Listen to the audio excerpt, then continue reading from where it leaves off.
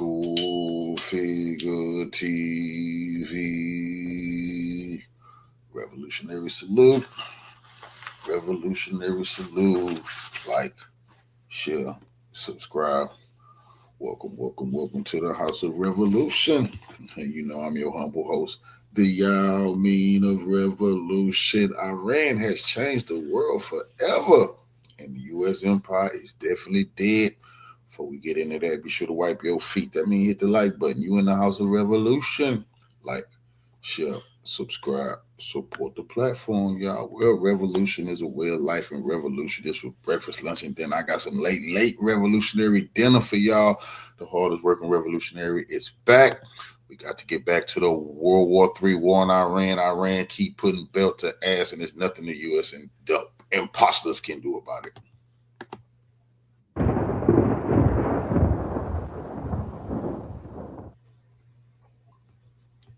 Well, it hasn't got any better. Except they admitted that we had 150 U.S. soldiers wounded. That means about 1,000. They'll tell us the number of deaths coming up tomorrow. These soldiers. I mean, Trump is falling apart. We don't know what to do.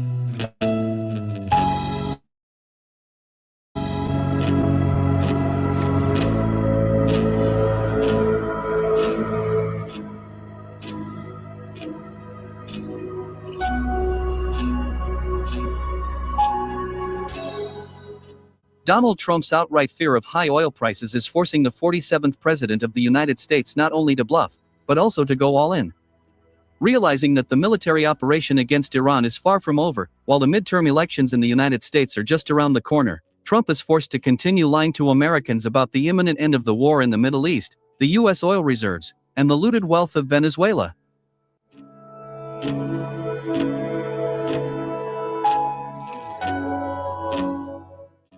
The situation has worsened so much that Donald Trump is seriously considering the possibility of lifting oil sanctions against Russia and releasing emergency reserves of American crude oil as part of a package of measures aimed at curbing the sharp rise in global commodity prices due to the ongoing war against Iran.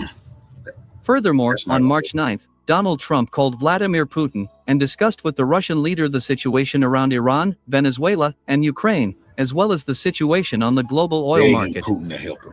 Later, speaking to American journalists, Donald Trump confirmed that his administration is considering easing sanctions against Russia to significantly increase global oil supplies and stop the sharp rise in global commodity prices. Humiliation. I had a very good conversation with Russian President Vladimir Putin about the geopolitical situation. I hope that after that, we will not have to reimpose sanctions, Donald Trump concluded. Well, my dear truth seekers, as you can see, the ongoing war in the Middle East has complicated the situation on the oil market so much that the United Revolutionary salute to our new member to the House of Revolution, Lacrosse Jr. I appreciate you getting your membership, brother.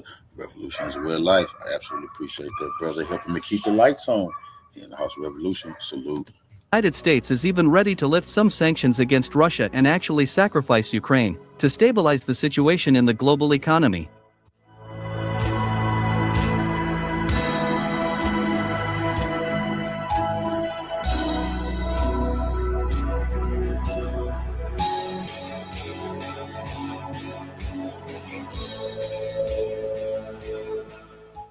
Meanwhile, representatives of Iran's military and political leadership have made a rather alarming statement. So, during a conversation with American journalists from CNN, Kamal Karazi, foreign policy advisor to the Supreme Leader of the Islamic Republic, officially stated that Iran is ready for a protracted war with the United States. According to him, a diplomatic solution to this conflict is absolutely impossible, as US President Donald Trump constantly and blatantly lies. We refuse to negotiate, and will continue to fight to the bitter end. The fact is that Trump constantly lied not only to Iran, but also to others. We have faced Trump's lies twice, and both times during negotiations, Kamal Karazi said. Spring, the unofficial new year for tool people. Celebrate spring savings at Harbor Freight. These glasses automatically turn into sunglasses in bright daylight. All glasses have this tiny flaw.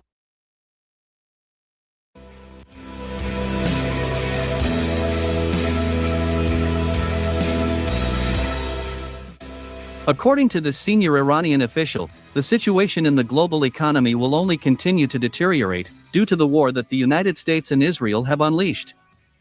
At the same time, he noted that the more countries face economic difficulties from this war, the more they will put pressure on the United States, forcing Washington to stop aggression against Iran. My dear truth seekers, it is worth noting that a few hours earlier, the command of the Islamic Revolutionary Guard Corps officially declared that Iran is capable of fighting the United States for at least 10 years. The official statement says this will be a real shock to the United States, as Washington still hopes to win the war within the next 2 or 3 weeks.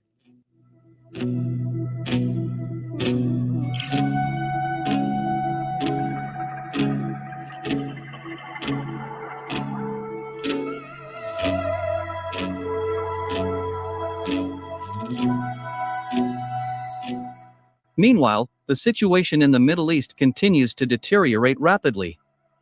A few hours ago, Washington ordered the mandatory evacuation of its diplomatic staff from Saudi Arabia. It is worth noting that since the outbreak of the war in the Middle East, this was the first time that the U.S. State Department did not advise, but ordered American diplomats to leave the territory of a foreign country. My friends, let me remind you that the day before, Iranian kamikaze drones rained down on the U.S. Embassy in Riyadh. As a result, a large fire broke out at the American embassy.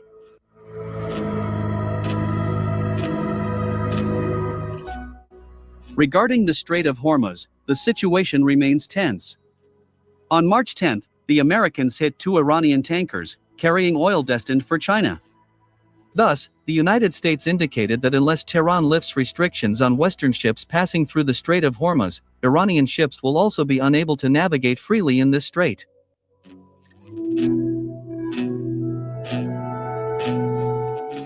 Meanwhile, Iran has officially confirmed the destruction of the satellite communications and navigation complex of the Israeli company SIS. The official report says that the Israeli army used this complex to guide drones and missiles. Right after that, the commander of Iran's aerospace forces, General Majid Musavi, officially announced that starting on March 10, Iran would use missiles against its enemies only with heavy warheads, weighing 1 ton or more. At the same time, he added that the length of time between missile launches will increase significantly. Against this backdrop, Western propaganda began to claim that Iran had actually admitted that its missile stocks had run out, and that Tehran is no longer in a position to launch massive missile strikes. However, many experts believe that Tehran abandoned massive missile strikes only because Iran managed to destroy dozens of expensive American radars throughout the Middle East, as a result of which the Iranian military received the opportunity to use more expensive missiles for single and more targeted strikes. I have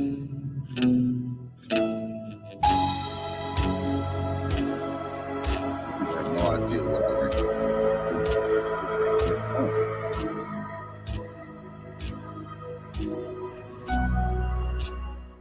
By the way, it was after the destruction of American radars that Iran used one of its most expensive and highly accurate missiles against the Israeli Lod Air Base. We are talking about Khorramshahr-4 missiles, capable of hitting targets at a distance of up to 2,000 kilometers, at a speed of 16 Mach. It is noteworthy that the day before the attack on this Israeli airbase, satellites detected 20 units of American KC-135 and KC-46 tanker aircraft there. Furthermore, right after Iranian missiles rained down on this airbase, Israel imposed strict censorship and banned the publication of any satellite images. In this regard, the American company Planet Labs urgently introduced a 96-hour delay in the publication of satellite images over the Persian Gulf states. It is noteworthy that literally 2 hours after that, Middle Eastern sources confirmed that the Iranian missiles managed not only to destroy 2 American tanker aircraft, KC-135 Stratotanker and KC-46 Pegasus, but also significantly damaged dozens of remaining planes. Well, now it becomes clear why Israel imposed strict censorship regarding the publication of the aftermath of the Iranian missile attacks. My friends, let me remind you that Israel is the world's only country that never comments or publishes data on casualties among its military personnel and military equipment.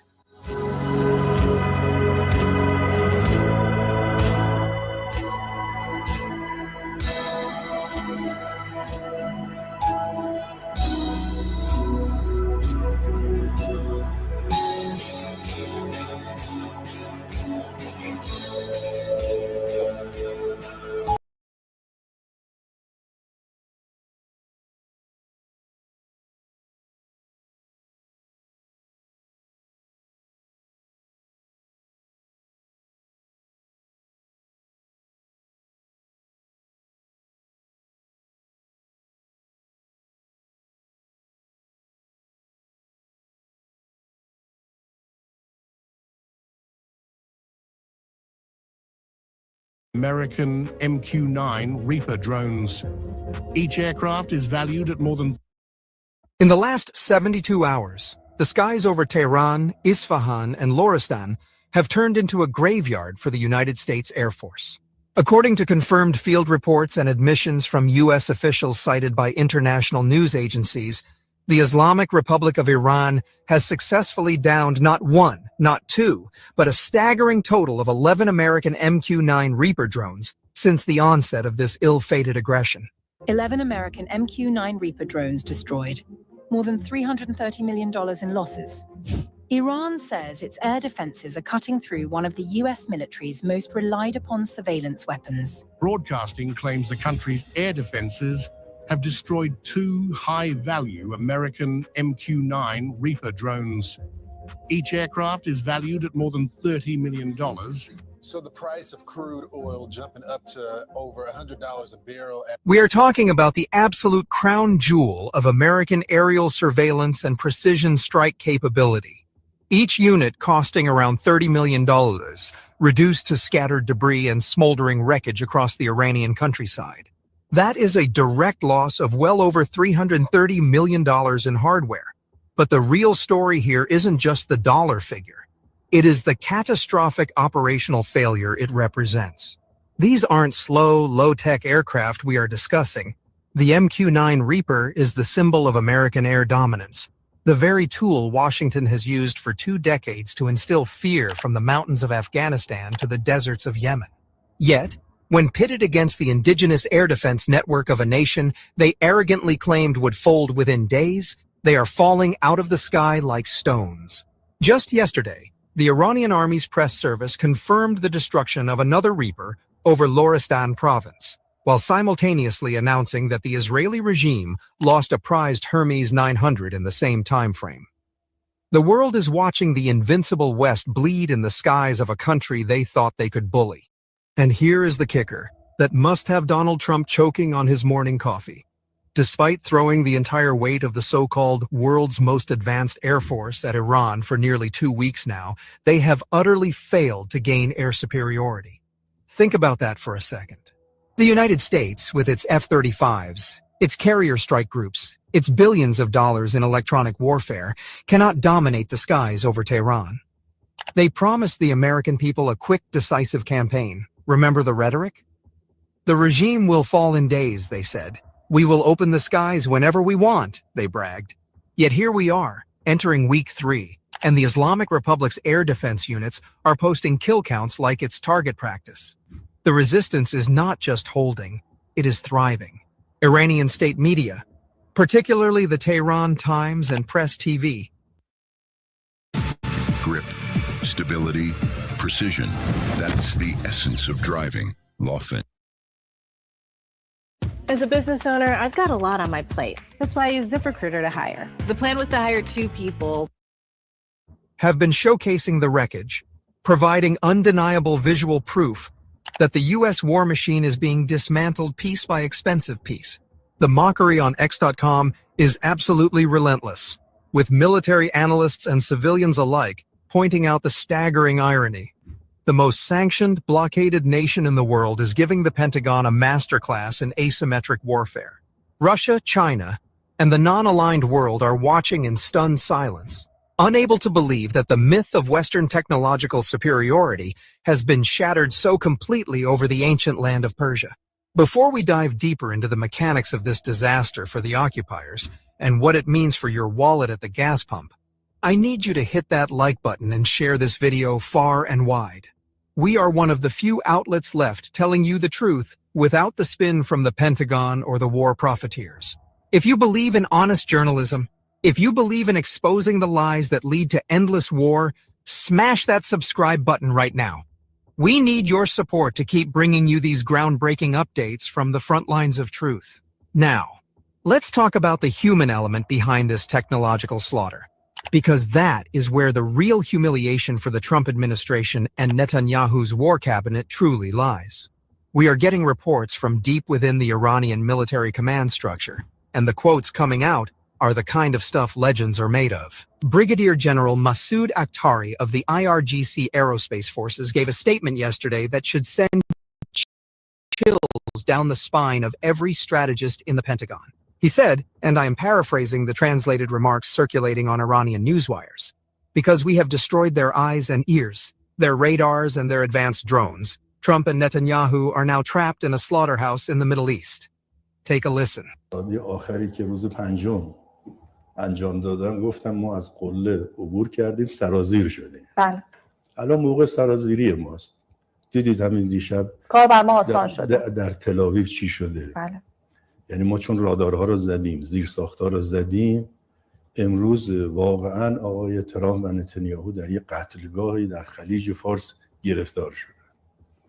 و روزها و هفته‌های آینده خبرهای بسیار خوشحالتری خدمت ملت عزیز ایران داده خواهد شد.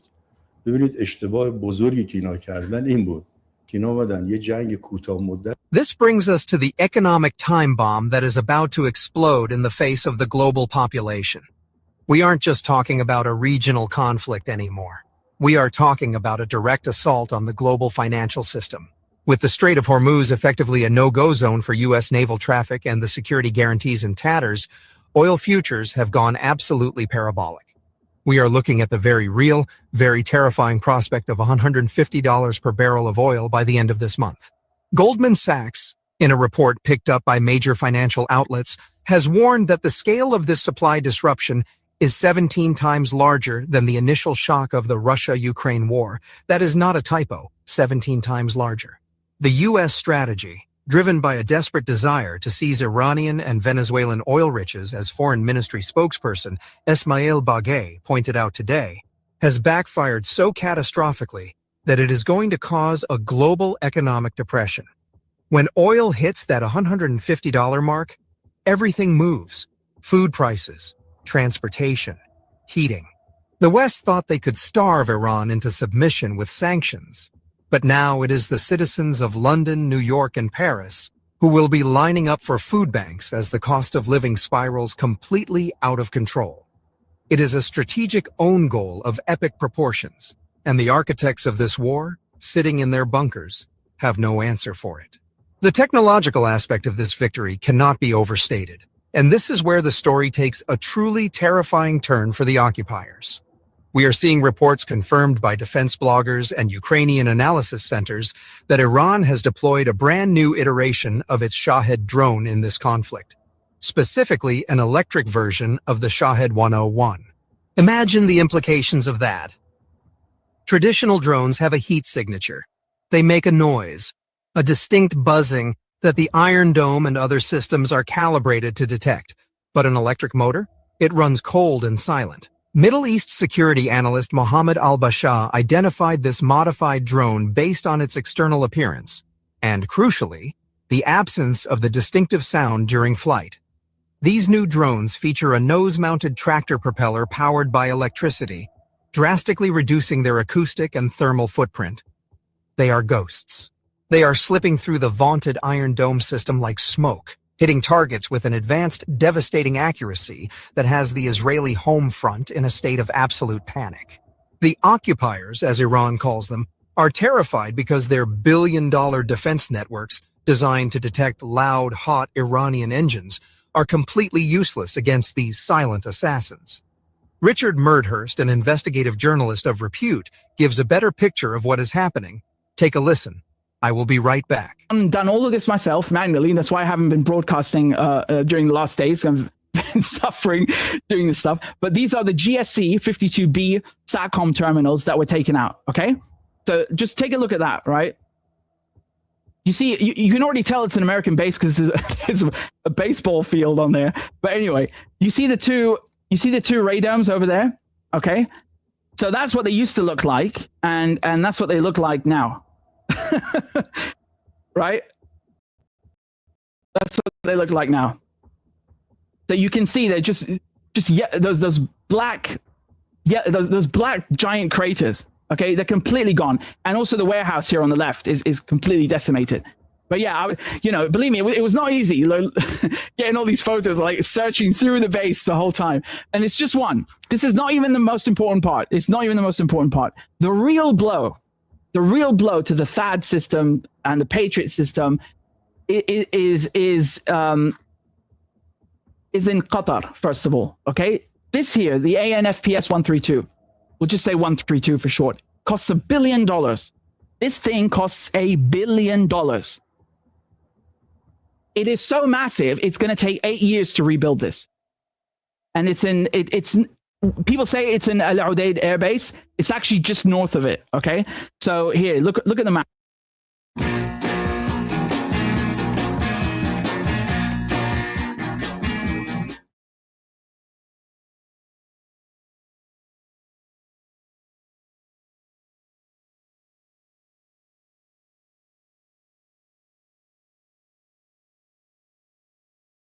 Okay, that's where the airbase is, and this is where the site is of this radar that costs $1 billion. Okay, it's got a giant, massive hole in it. It costs $1 billion, and it's going to take another 8 years to build. It's 40 feet tall. It's very, very, very, very big. It's absolutely massive, and there's only 6 of these on the planet. This was the only one in the Middle East. It's the only one. And it had the largest range, right, out of all of the radar systems that the United States has. And you have to think how embarrassing this is, that you have a $50,000 drone, right, like a Shahed 136. And it isn't just the U.S. drones meeting their maker. The Israeli Air Force is taking a pounding that it may never recover from. Just yesterday, the Islamic Revolutionary Guard Corps announced that they had destroyed a Zionist Ha'ila satellite communication center south of Tel Aviv, a key hub linking air bases with fighter jets, using drone strikes. Simultaneously, over Isfahan, they shot down an advanced Orbiter 4 reconnaissance drone, marking the 7th enemy drone destroyed in that province alone. Just this morning, fresh reports confirm that 2 more Heron TP drones, the flagship of Israeli long-range surveillance, were shot down in the vicinity of Tehran and Markazi province. The Iranian air defense network is hunting them for sport now. For the Pentagon and the Israeli military, war transformed from a quick surgical strike into a nightmare of attrition. The wreckage being displayed on Iranian media isn't just scrap metal. It is a university. Every downed MQ-9 Reaper, every Hermes 900, every Tomahawk cruise missile that is captured or shot down intact provides Iran's engineers with a treasure trove of the world's most advanced technology for reverse engineering. Donald Trump took a gamble. He bet the House on the idea that overwhelming firepower in the first 48 hours would cause the Iranian command structure to crumble. He bet that after the initial strikes, the Iranian people would rise up against their government, as his administration openly called for. He was wrong on every single count. Not only has the government consolidated power with the swift appointment of Mojtaba Khamenei as the new supreme leader, but the nation has unified against the foreign aggressor. The war, which was supposed to be over in days, has now entered a phase where Iran has demonstrated it has the logistical depth, the popular support, and the military ingenuity to fight for years. They aren't just surviving, they are adapting and innovating faster than the U.S. can replenish its losses. The U.S. military-industrial complex cannot produce MQ-9s fast enough to replace the ones being turned into fireballs over Iran. Meanwhile, Iran is ramping up production of its electric Shaheds, its ballistic missiles, and its air defense batteries. This brings us to the message being broadcast from Tehran to every citizen in every country around the world. Today, Iranian Foreign Ministry spokesperson Esmail Baghei stood before the cameras and delivered a statement that cuts through the fog of war and gets to the heart of the moral struggle. He said, "We are not just defending Iran, we are defending humanity." He accused the United States and Israel of trying to violate Iran's sovereignty and defeat its people. But more than that,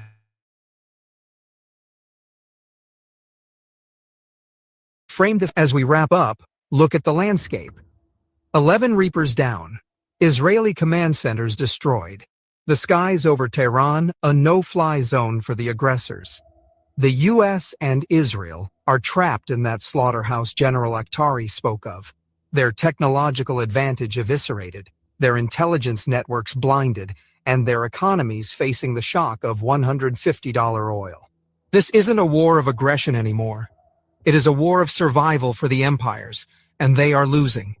We will continue to follow this story as it develops. Remember to like, share.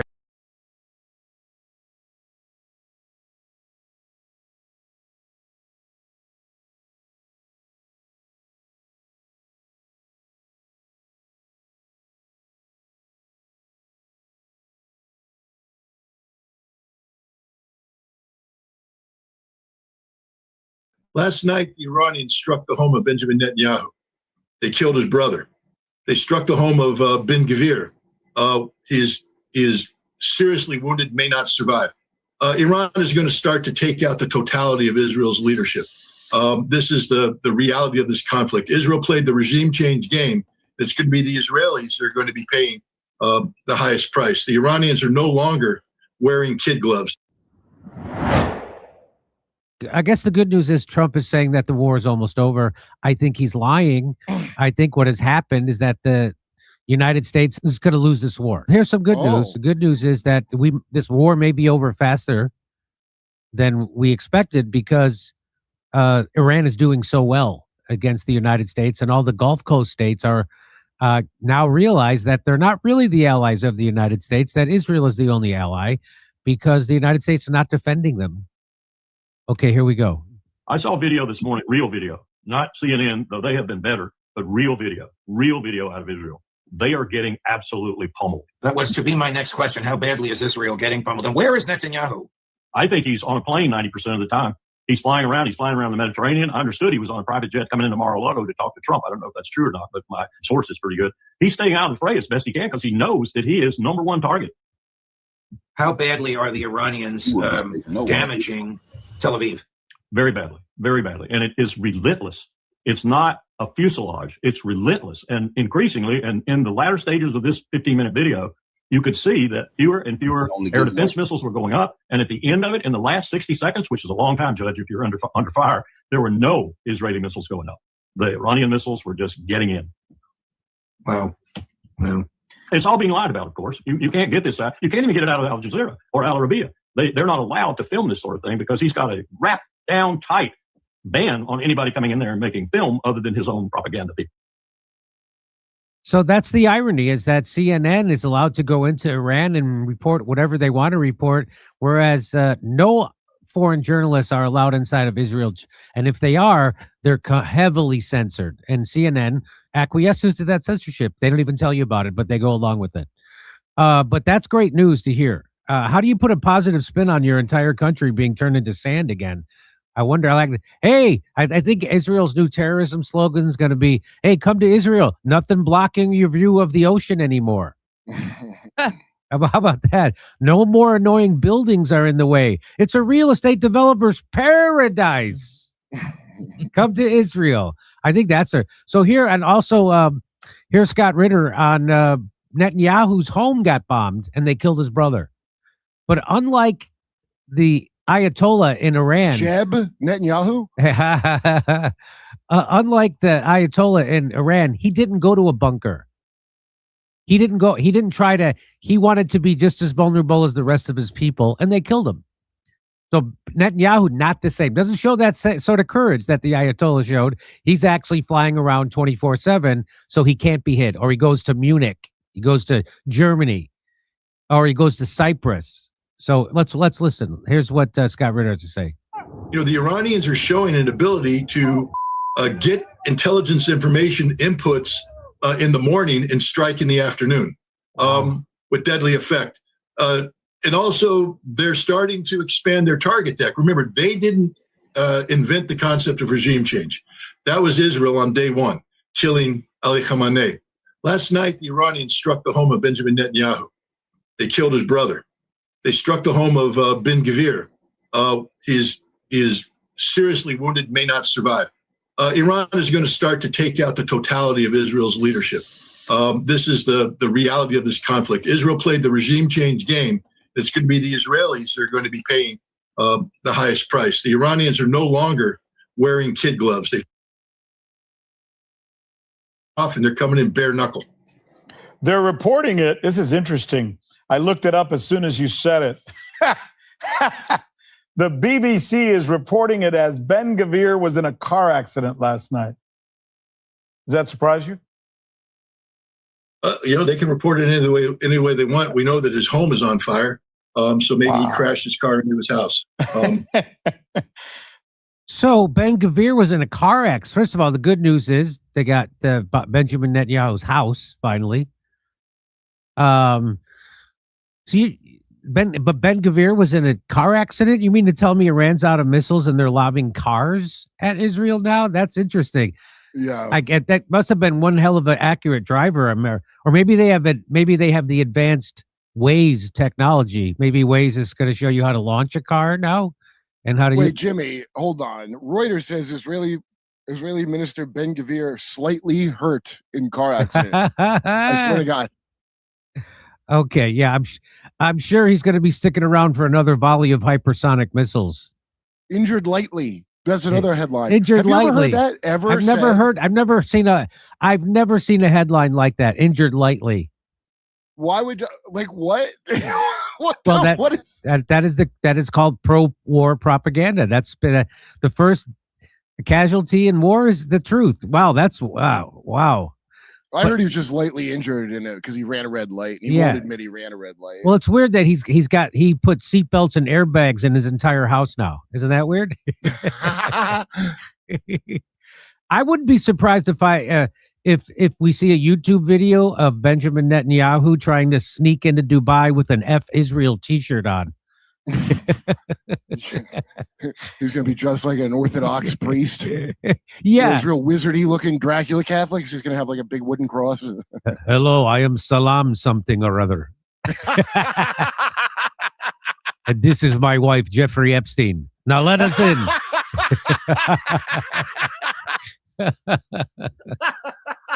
We'll be right back with more of this story after a brief message from our sponsor.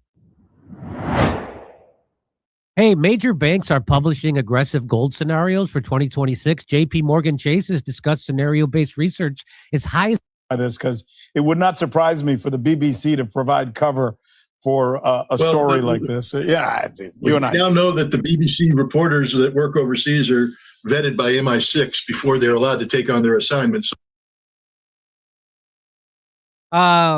Yes, we know that now. We know that now. We had reported that CNN was willingly being censored by the Israeli government. That's old. That's from the beginning of the Palestinian war with them, or if that's what you want to call it. I call it a genocide. Since the beginning of that, CNN has been censored, and now he's saying BBC is also, they have to get cleared through the MI6. All right, well, so, and you're not going to, I guess you're not going to hear about this stuff. This is what they're saying. I have stopped watching American media, but I guess I should start watching it again just to see how bad their war coverage is. So I've seen it clips here and there. I don't watch. I used to watch the whole slate of MSNBC programming every night. I would watch it from the first show to the last show. Their prime time. I don't know, what is that? 3 hours of programming.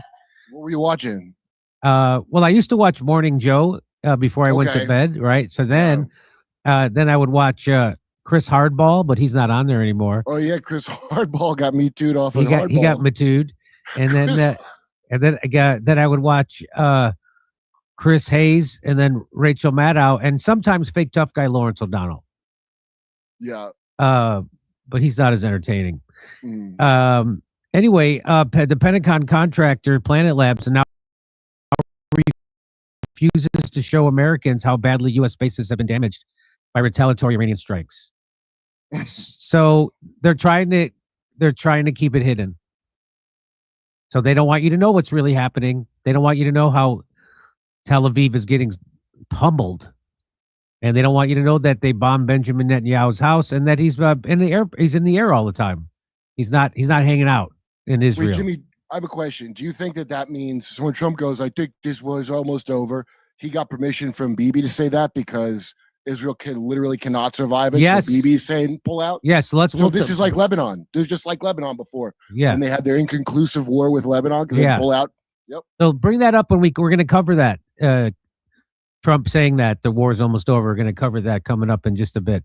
So if you'd like to hear my jokes about this again, come see me in San Antonio, Albuquerque, Houston, Dallas, Salt Lake. So they say they don't give a damn what Trump say. They say Trump got to protect his goddamn neck right now. And they closed the Strait of Hormuz. They mined it after the U.S. lied and said they had escorted a ship through it, was humiliated. Yep, we all have that one-day idea. Bring yours to life online with Hostinger. Make a move, then let success follow you.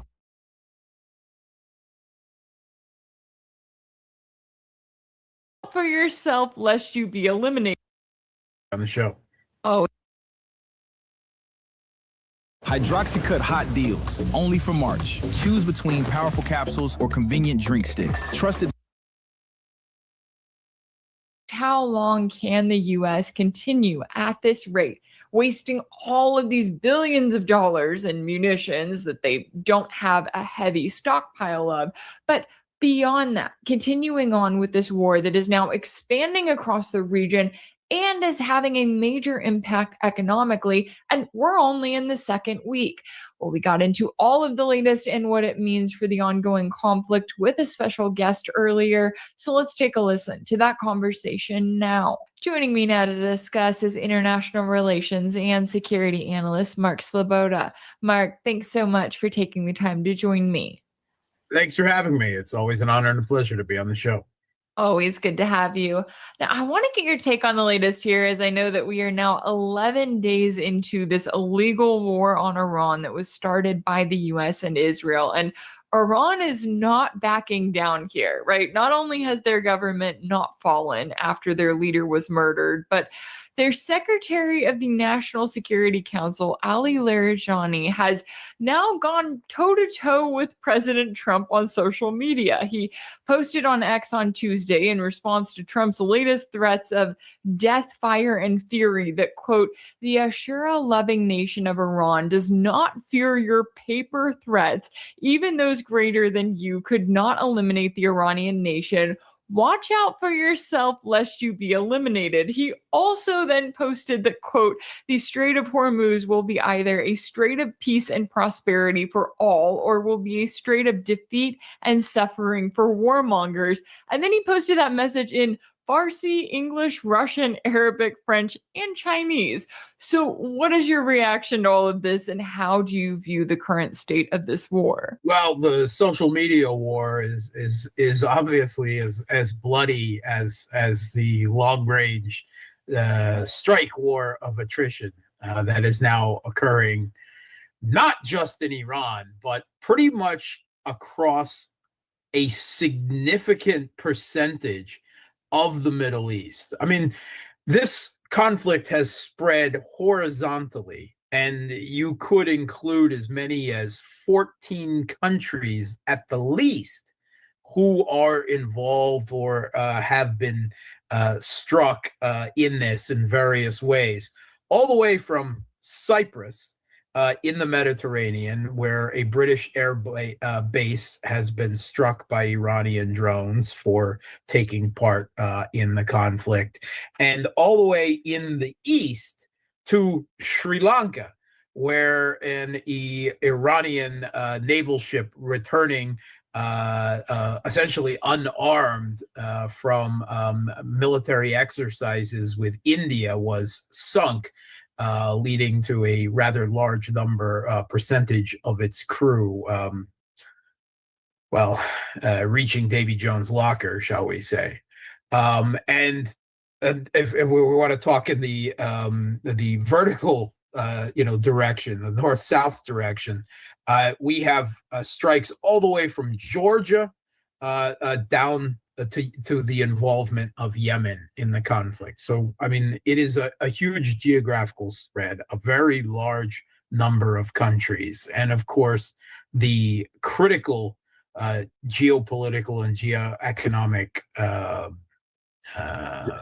Strait of Hormuz, right? This chokehold is in some ways the center around which the entire conflict is spinning right now.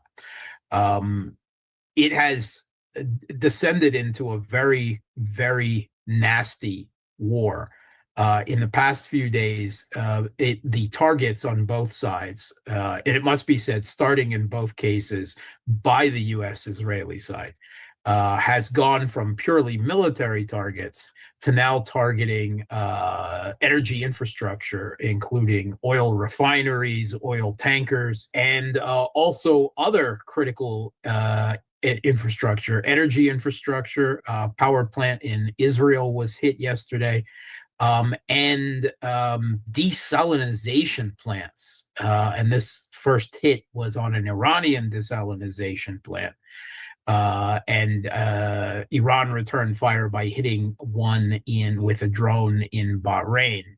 Now, Iran gets about 30% of its potable water from desalinization, but Israel and a lot of the Gulf countries get 70, 80, 90% of their potable water from desalinization plants. So I'm not so sure that that was a step that they really wanted to take because, quid pro quo, tit for tat, Iran returns the favor, and there's going to be a lot of Arab states and Israel facing very severe humanitarian problems, potentially even catastrophes as a result of their expansion. So we see this conflict has expanded horizontally in the number of countries involved, but also horizontally in the spread of targets on both sides. It's becoming very nasty. And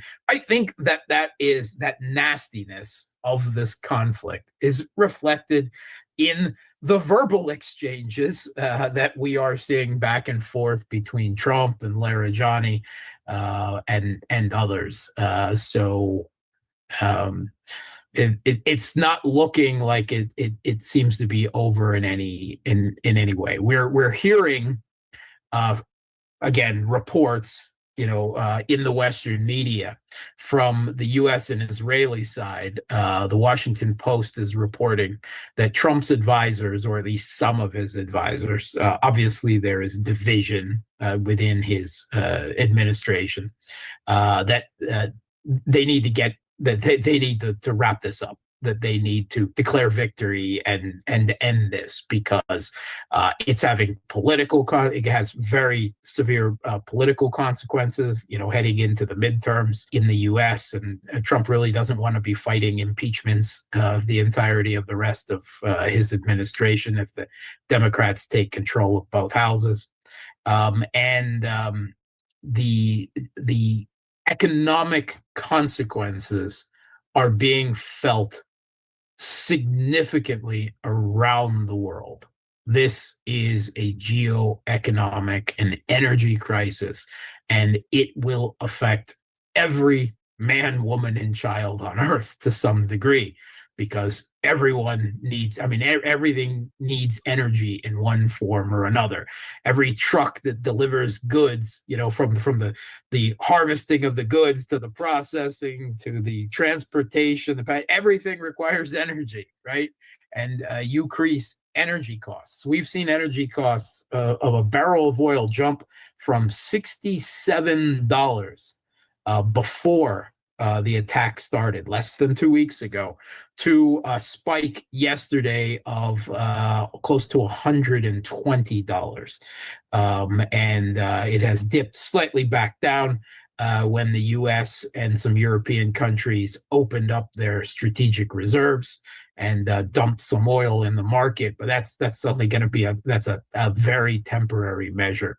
And with the Strait of Hormuz closed to not just oil traffic, must be said, LNG traffic as well. And Qatar has been forced to shut down all LNG exports. They're the second biggest exporter of LNG in the world. And we have seen wholesale prices in Europe in some places, and the UK, for example, jumping over 100% for LNG. So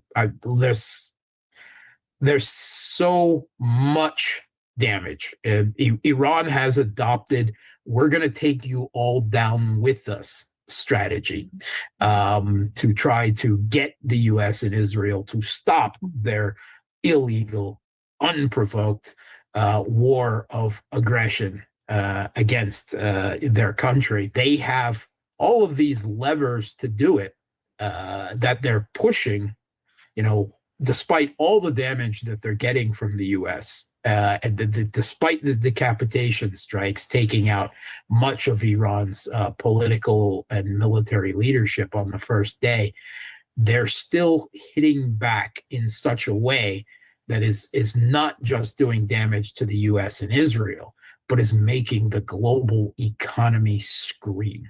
Yeah, and it's truly fascinating to watch because this is unprecedented, right? For a country like Iran to stand up and say, exactly as you said, no, we're not going to just absorb all of the blows of the US and Israel attacking us in the middle of negotiations once again and then come back to the table for more talk. No, we are going to fight back and we are going to do everything we can to make it known that, hey, we have a major impact on the global economy. Here's how it's going to be carried out. And for all of those little Gulf monarchies that thought that they would be so protected by having US military bases at home, no, you're actually going to be targeted because of that. And we're watching as Iran is not backing down. They've, according to reports, have rejected U.S. demands for a ceasefire or even for talks.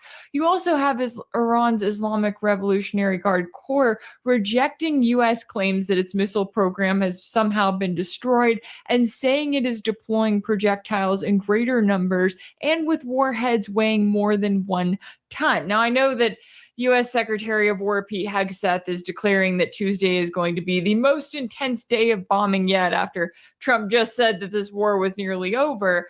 How do you see the U.S. goal here? Is there a goal? I mean, they went in and murdered Iran's leader. The government didn't fall. Do they have any goal now beyond just terrorizing the Iranian people and causing much damage as possible for as long as they can? Sure they do. They've got lots of goals. In fact, every person in the administration seems to list different goals. Marco Rubio and the White House officially put out that the goals are clear: to destroy Iran's Navy and their ballistic missile capacity, and to completely obliterate their nuclear enrichment capability, which thought was done before, at least according to Trump's version of reality it was, but evidently that's raising its specter again. Meanwhile, we have had Trump talk about, raining death down, destruction and fire, and call for the unconditional surrender for Iran. The Israelis are talking regime change, which seems to be also what Donald Trump is talking about, is unconditional surrender. And also he's demanding the right to pick Iran's next leader, like I did for Venezuela, he says. And he even reacted to the election of the new Iranian supreme leader by the Assembly of Experts, Mujtaba Khamenei, the son of the Ayatollah Ali Khamenei that Trump and Israel just assassinated. And Trump says he was very dissatisfied. Meanwhile, we've got Kegger Warbro, Secretary of War Pete Hegseth, saying that the only people that need to be afraid, talking when asked a question about journalists about ground troops and everything, is the only people who need to be afraid are the Iranians who think they might live. I don't think I've ever heard anything so psychopathic coming out of any political leader. And he's the U.S. Secretary of I don't know, either drunk frat boys or war. I'm not sure which one, but one of the two. So it is the. Ready, set, blink. Ready,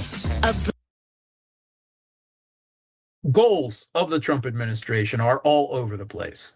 Do they have the capacity to walk it back? And I mean, Trump has done some remarkable 180 degrees before, but there is a question of U.S.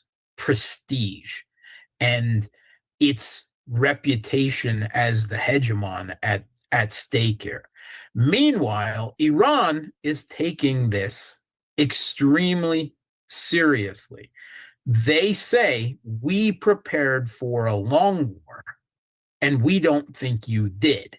And we're not going to go through this again, where every 8 or 9 months, you rebuild some capacity and attack us and try to overthrow our government or launch a color revolution again. We are going to fight this as a serious war. We're not going to give quarter until you meet our terms. And so perhaps, and their terms at this point seem to be more substantial than just regime survival, than just the survival of the Iranian government. They're already looking beyond that. They're looking for congressional approved treaties guaranteeing that the U.S. would never attack them. They're looking at demanding the withdrawal of U.S. troops from and bases from the Middle East. Things that, to be perfectly honest, I don't. I think they're probably thinking a bit too much. I don't think that's very realistic. You always have to remember that the U.S. and Israel both have nuclear weapons, and if Israel ever feels that it is facing an existential threat, then I have no doubt that Israel will use those weapons. The U.S. may be tactical nuclear weapons, but I mean, we're in a very bad place, and this has just gotten so nasty. Tel Aviv is just being bombs, and Iran has unleashed a whole series of more advanced, newer missiles now going into the second week of the conflict. Things that are like somewhere in between cluster munitions and MIRVs, with multiple warheads raining down quite spectacularly and horribly over the night skies of Tel Aviv. Meanwhile, Tehran, with the oil depots there hit, the oil flooded down into the sores, and the sores caught on fire, and the streets of Tehran were lit with flames coming up from underneath. And also, the entire skies above Tehran are full of thick black clouds, completely blotting out the sun in some type of dystopian science fiction image. And they're raining that oil, and through the toxic combination, acid rain down all over Tehran and around Iran. And what's even worse is that these clouds are now moving into Central Asia and into Eastern China as well. I mean, this is not just an economic catastrophe, it's also already an environmental catastrophe. I've lost count of the number of oil tankers on both sides that have been hit around the Straits of Hormuz, the Persian Gulf, and so forth.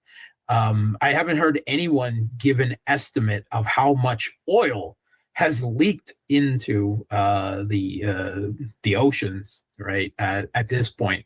But it's already going to be extremely, I mean, like probably nothing that we've ever seen before, an environmental oil apocalypse.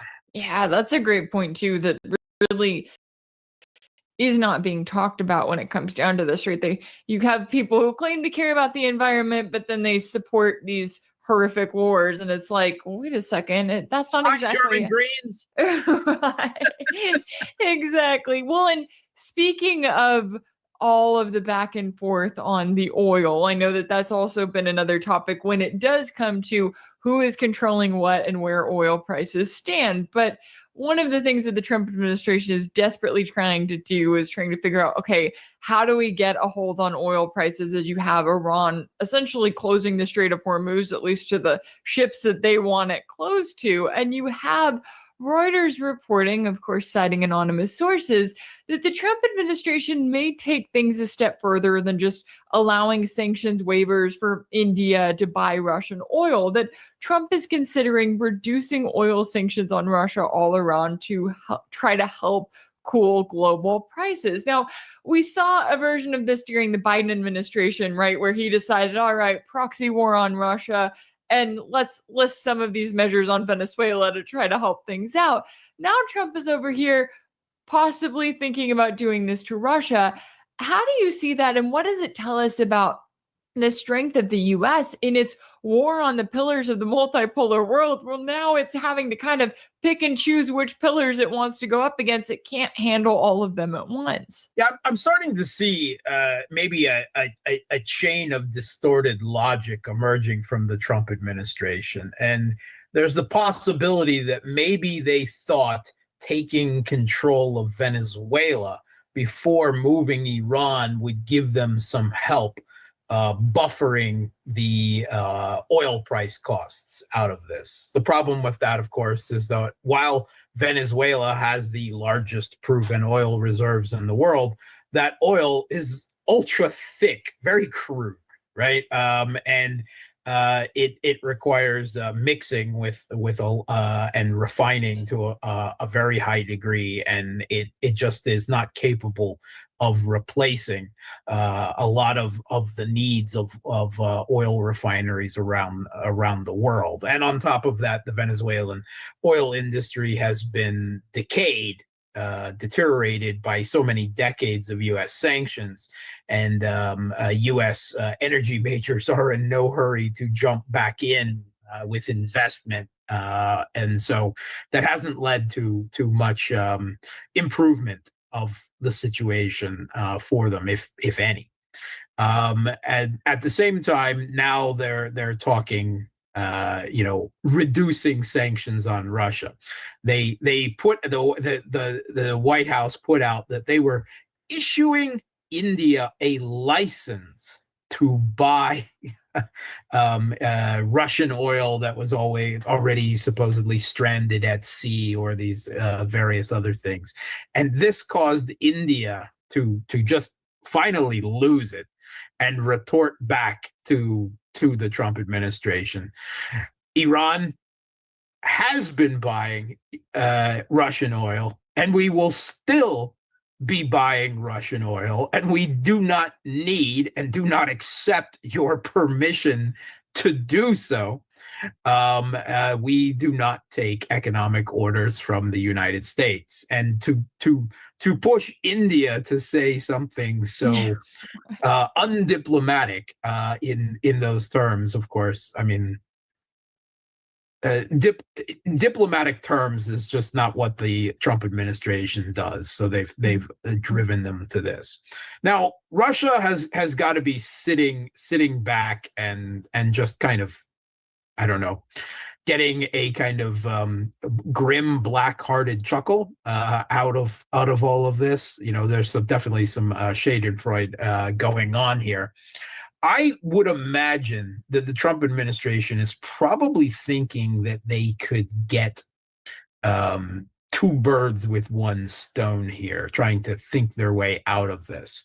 And the pages of the Washington Post and Reuters and a whole host of U.S. and European media were full this week of outrage that Russia supposedly is providing intelligence that are killing American soldiers.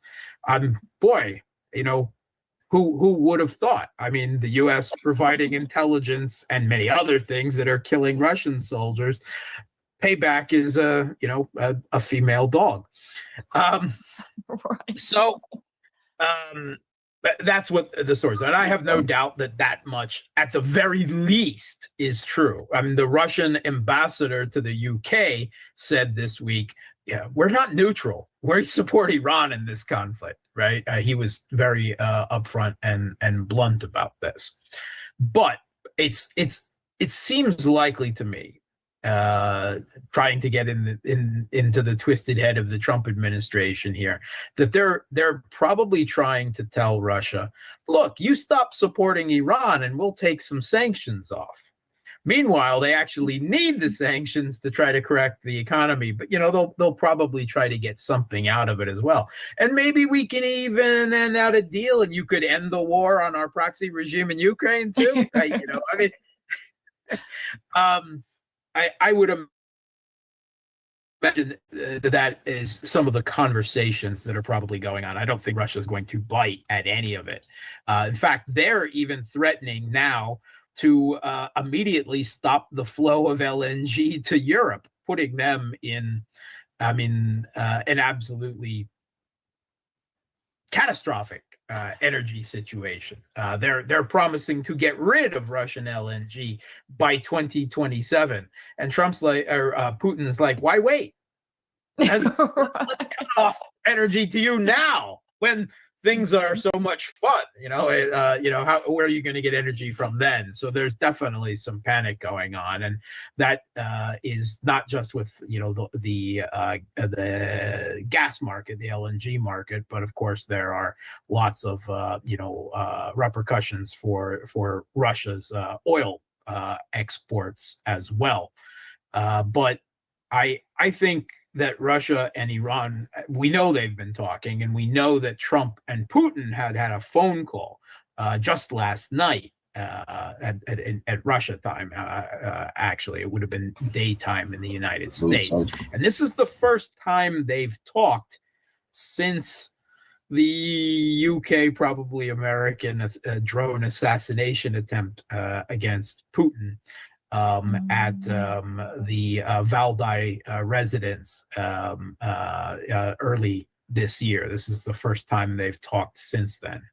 And they talked, but we know they talked both the conflict in Ukraine and the conflict in Iran.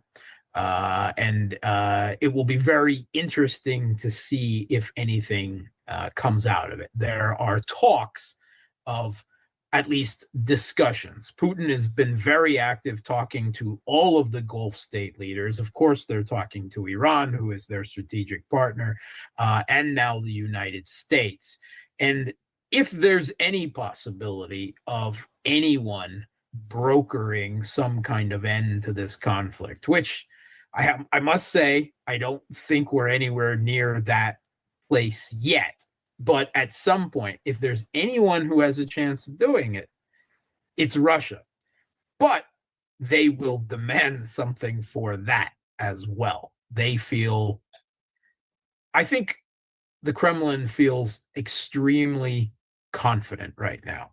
Militarily confident in Ukraine, economically confident because, in relative terms, the entire Western economies are looking at a very bad situation, energy and economic wise. Well, at least in temporary terms, that's to a huge benefit to Russia's government coffers, and diplomatically. And the rest of the world is probably looking at Russia and saying, yeah, they are the adult in the room. Yeah, and the U.S. keeps overplaying their hand, right? To a certain extent, Russia just has to kind of sit back and watch and be like, yeah, now you all understand why we didn't just jump into the first deal that the Trump administration offered. That's China, just sitting back and doing nothing. Right. Russia's at least partly involved in all of this. China, yeah. To be fair, of course, China is going to pay a cost because they do. Their economy does require large amounts of energy imports, but they were really stockpiling Russian oil over the last few months. They saw where everything was going, and they were being very Chinese and taking all the appropriate economic precautions to shield themselves. Yeah, now they're watching this play out. All right, the last thing I wanted to mention here, because I know that last week we talked about the U.S. and its vassal states being in a position of already getting low on interceptor missiles, trying to figure out how they're going to handle a prolonged war, since this wasn't the 4-day operation that some in the Trump administration were predicting. Now you have the Washington Post reporting that the Pentagon burned through $5.6 billion with a B dollars worth of munitions during the first 2 days of its military assault on Iran. So last question, how long can the U.S. keep this going for? Because it's already not looking good for them, going up against an opponent that is saying, hey, we're prepared for the next 10 years of war. Bring it. Okay, so I mean, let's quick go over some costs of the chief munitions thus far in this conflict, right? Patriot interceptors. You have to fire at least 2 of them at every ballistic missile incoming to have even the remotest chance in hell of bringing it down. And we've seen incidences where Gulf states and Israel are firing 5, 6, 7 Patriots at a ballistic missile to try and bring it down and failing, and it still gets through. I've seen several videos of that. I don't know how representative it is, but it certainly doesn't bode well. Every Patriot interceptor costs around $4 million a piece. And the math there adds up really quickly. Supposedly, in just the first few days, the U.S., Israel, and their Gulf state vassals burned through about 700 Patriots. That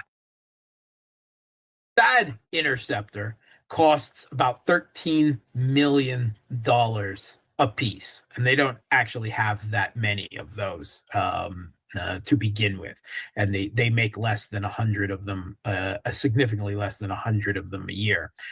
Even a Tomahawk costs about $2.5 million to produce, and there's problems with further production of Tomahawks. A JASSM, a standoff surface, air-to-surface standoff missile being used, costs $1.5 million. And these costs are all far greater than, of course, many of the missiles or even far cheaper drones that Iran is launching. And that's just the tip of the iceberg, because those costs are only talking about the munitions. And it's not just the cost of these munitions, it's the low stockpiles of them. Once they're gone, you can't replace them, or at least, not in the terms of the next few months. We're talking years to replace these stockpiles. So then they're out of it. But the U.S. has also lost billions of dollars of military equipment as well, because Iran has been hitting very powerful and very expensive radar systems, both for the THAAD, the Terminal High Altitude Area Defense Systems, and more general ones. They've been targeting them very specifically. The Washington Post tells us that Russia helped them with the targeting of these. I can't confirm that in any way, but they've lost at least $4.5 billion worth of radar systems, some of which may take 8 years to replace, all across the Middle East. And that has led to a condition of radar blindness, making it much harder for the U.S. and Israel to then intercept more Iranian missiles and drones coming in. So the costs are just through the roof. Now, what the U.S. wants to do is to degrade Iranian air defense to nothing. And then they no longer need to use these standoff Tomahawks and JASSMs that they only have so many left to continue the conflict against Ukraine. If they can get their aircraft safely into Iranian airspace, and that hasn't been done so far. They're all standoff strikes out of Iraqi airspace or out of the Persian Gulf or potentially the Caspian. But if they can move in closer, if they manage to take out all of Iran's air defense, and they haven't been able to do it so far, whatever they may say, it quite obviously hasn't happened. But then they can switch to using JDAMs, right? They can switch to using old dumb bombs with glide kits. And again, they have to get close. They have to get within 40 miles of a target to be able to launch them. But they have, as Trump hinted what he was talking about when the U.S. has an inexhaustible supply. They don't have an inexhaustible supply of Tomahawks or JASSMs or Patriot interceptors or THAADs, but they do have an effectively inexhaustible supply of JDAMs. And Russia, they're the equivalent of Russia's FABs that Russia has been using to very great effect on the Kiev regime in Ukraine. So this is Iran's goal. They've got to keep stiff arming the U.S. and keeping them out of Iranian airspace. And as long as they can do that, they're good and they can carry on this conflict. But if the U.S. can degrade Iranian air defense such that they can get inside Iranian airspace, they can switch to using JDAMs and do a lot of damage and be able to do it for, essentially forever. So that's kind of a race, a race for survival, a race for destruction that is going on right now, centered around what's left of Iranians' air defense. Okay, and that makes sense too. I know that it's clouded by all of these various statements from the members of the Trump administration where you're going, what is going on? Like, has no one had a team meeting to come up with a clear common objective here? Instead, they are throwing the media all over the place and throwing statements all over the place. And that seems to be really one of the key things that we are seeing over and over again in this war, where there's just so much information that you almost can't keep up with all of it, can't follow it. And I know that there are certainly a lot of moving parts here as we try to keep up with everything and follow everything. And I always appreciate you taking the time to join me to break down all of the latest here. International relations and security analyst Mark Sleboda. Y'all be sure to check out his work at boosty.to/therealpolitik. Thank you so much for your time and insight. Thanks. If anything in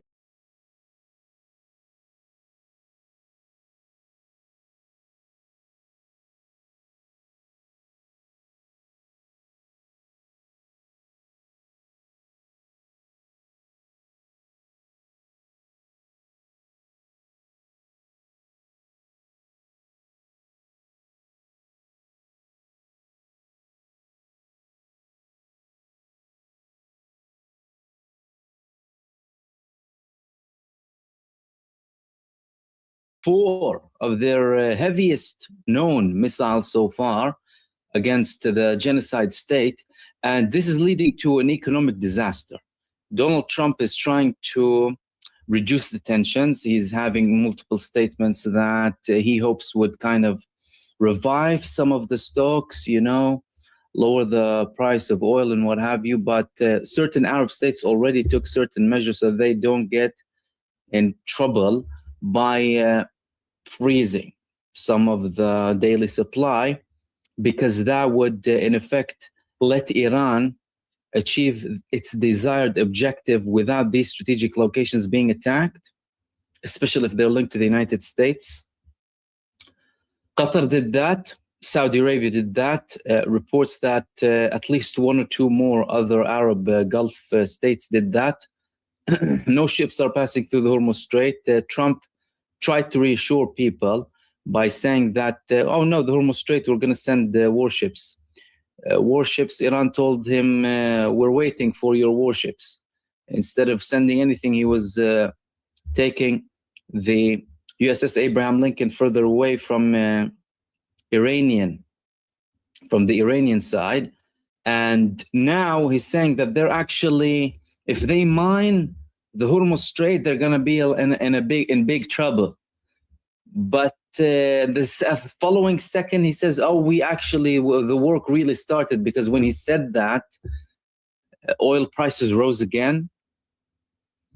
So he tried to counter it by saying, oh, we took off 10 mines so far.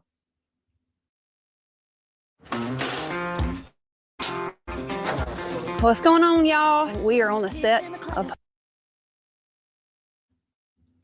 The guy sitting there on his Truth Social posting whatever he likes, right? Whether it's him or someone else. Thinking that everyone buys into this nonsense of the American president. Thinking that people can... Iran is mocking him now. The whole world is mocking him. He thinks that he can go and post something and everyone will believe. Yeah, you can make a slight change maybe in the stock market. That's not going to change anything on the ground. The fact of the matter is the Hormuz Strait is shut. People are starting to feel the consequences. These consequences are due to a totally miscalculated move coming from Israel and the United States, primarily the United States, an act of aggression, an act of state terrorism against an independent nation after decades of illegal action against them. Recently, we've just had a report that over 38 million people were dead across the world, were killed due to the sanctions of the United States of America. 38 million people. Now, 38 million people died as a result of the US sanctions on them, illegal, brutal, barbaric sanctions against them, just to impose their will. That means the United States of America is one of the most barbaric countries on earth now, with this level of murder and assassination. Trump, of course, he's trying to reduce tensions.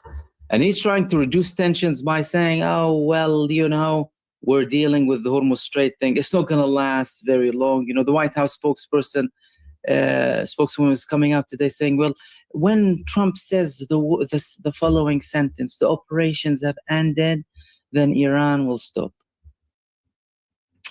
Iran, in the meantime, are telling you we're not stopping. The United States approached Iran twice so far for a ceasefire. Iran didn't even respond.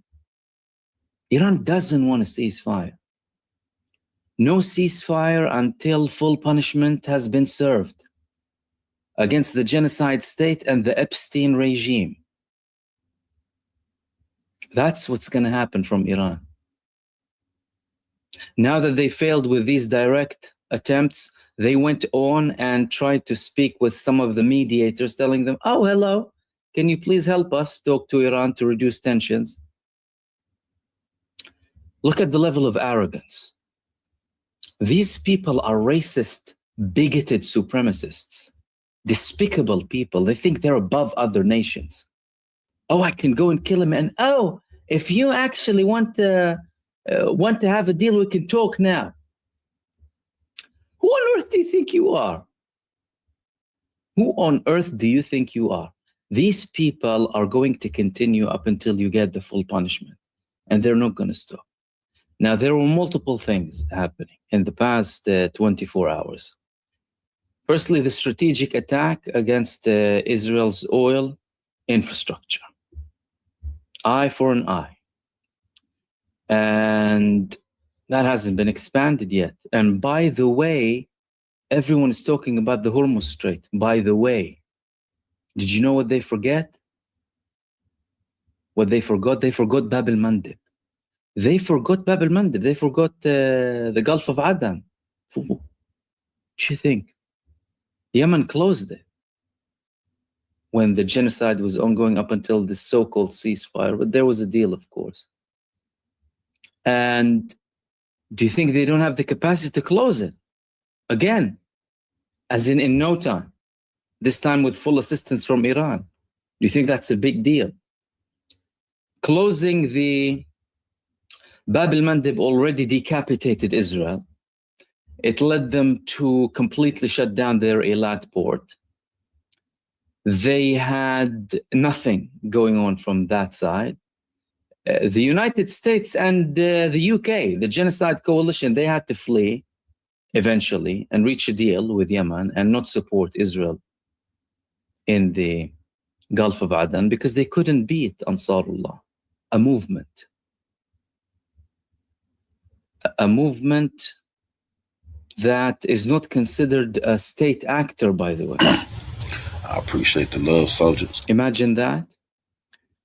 If they defeated the US and the UK, the Genocide Coalition, after, by the way, conducting a perfectly legal embargo against the genocidal, child-killing, barbaric entity. then what can Iran do? And will this escalate? We haven't even spoken about, Bab al-Mandab. Iran still has many cards that it hasn't played. And the American-Israeli sides are talking about 90%. 90% what? Yeah, 90% of your brain doesn't function. 90% of your logic is non-existent. 99% of your self is completely rotten. That's the 90 and plus percent. 90% of the Iranian missiles, have you seen the Iranian mountains? 5-6 kilometers in height. And they have the missiles under them. Really? What are you going to do there?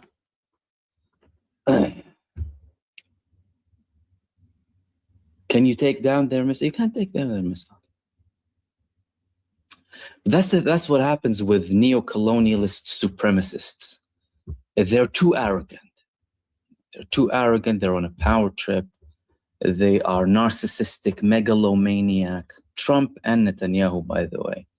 Put aside, or they're despicable other stuff. Everything about them is despicable, by the way, and their regime and everyone who supports them and anyone who even entertains them. Everything. But let's talk about their personality slightly. Arrogant. They can't really. In Israel now, do you know what they're saying? In Israel saying now, actually Iran actually took some steps that make it really difficult for us to reach. They're admitting now. But 90% of the missiles were destroyed. Come up with any old statements, they'll have a bit of a jargon on papers to learn it and regurgitate it so that they can try and have some sort of a psychological warfare superiority over people, or, any imbecile who might be fooled by them still to this day. I mean, how many are there? Lord knows. A'udhu billah, as we say. Who's that going to work with? Really, who's that going to work with? But they're admitting. And the talks are, by the way, in Israel now, they're already talking about the fact that they are worried that Donald Trump might step on the brake pedal very soon. You and Trump, Israel and the US, they need to fully comprehend and understand, and people too. I mean, it's not about just the establishments, and people need to understand that nothing is going to stop unless Iran decides to stop. And nothing that Iran had on the table with the United States is there anymore. Nothing. No talk, no deal, no nuclear, nothing. You don't talk about anything.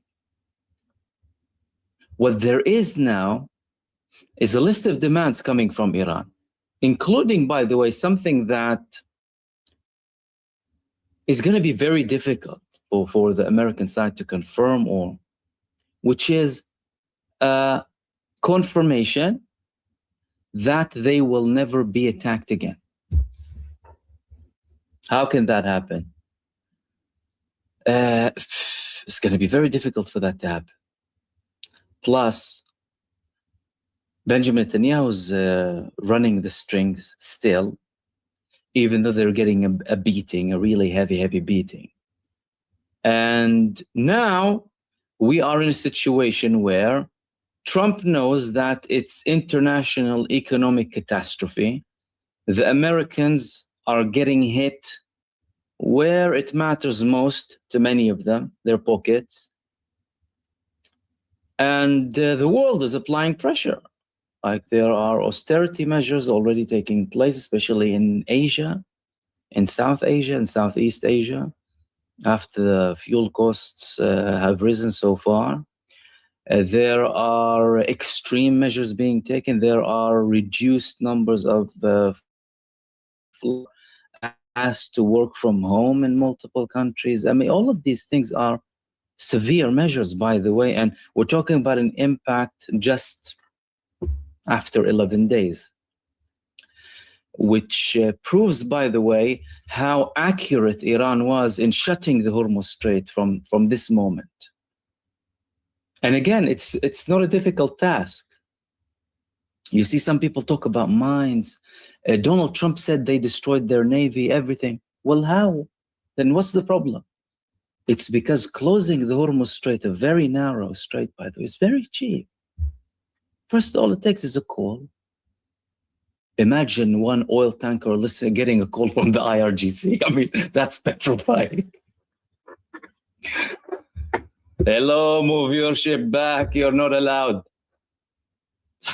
They'd be pissing their pants, dude. Even if their countries order them, no, go. The IRGC is there. Sepah and in Iranian, it's not going to work, dude. And the moment that one of them, or a couple of them, dared to challenge the Revolutionary Guard, one of them sunk. Blink. Ready, set, blink. Two were hit.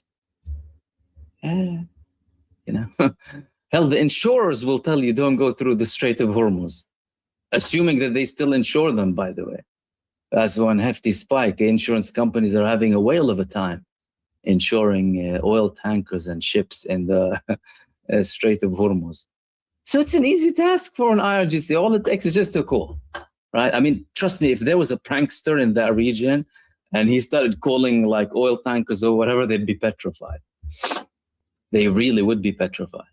No one's going to go through the Hormuz Strait unless, like Iran told them, unless you kick out the American and Israeli ambassadors from your from your countries. I mean, wasn't that huge?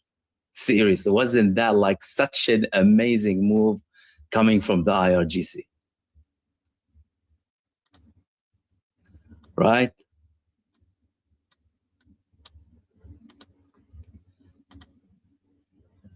Any country that expels the ambassadors of Israel and the United States from its territory will have full authority and freedom to pass through the Strait of Hormuz.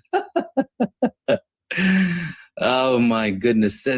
Such a bold, strong, and funny move at the same time. And they're doing the world a favor. Expel Israel and the United States from your countries and pass through the Strait of Hormuz. So who do you prefer? Your people? Or passing through, or the United States and Israel? Or are you worshiping Netanyahu too? Let's see if some countries do that, because to be fair, that's a really fair deal. That's an amazing offer coming from the IRGC. My goodness, that's... So countries need to listen. They need to listen to them and say, okay, no problem. Sure, let's expel them. Let's begin with some of the operations. This was Wave 26 from the IRGC. Wave 26 came after Wave 35, which I will also share with you. Wave 35 included the launch of drones, heavy drones on the Haifa OPEC oil refinery, and additional military intelligence inside of Israel. And Operation 36, Wave 36 of Operation True Promise 4, targeted locations in the occupied territories and U.S. bases. And in Wave 36, Iran used kamikaze drones. It used Qadr missiles, Imad, and Khaybar Shakan. Khaybar Shakan, Imad, Qadr, and reports said Fattah too. So serious stuff, as in the heavyweights. Iran put in the Iranian heavyweights and they launched them at the child-killing Zionists. Last year, spring break was a lot. This year, we did everything. Let's begin with that. Let's begin with that attack and have a look what happened there.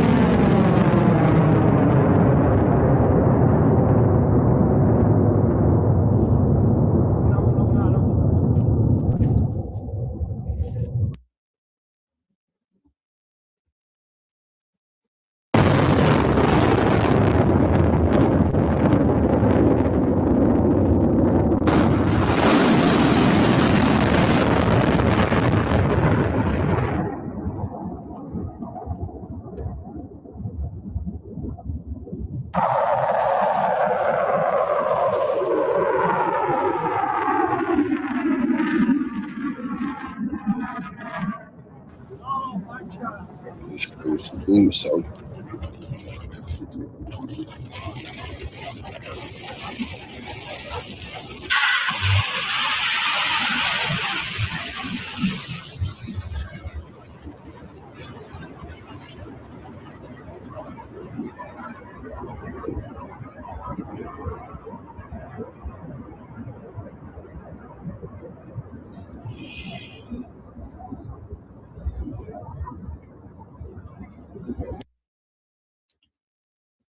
So, Khaybar, Shakan, Qadr, Fattah, and Imad.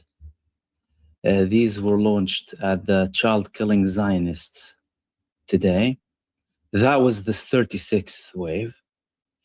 These were the drones, the heavy explosive drones that were launched on the strategic oil targets inside of the occupied territories.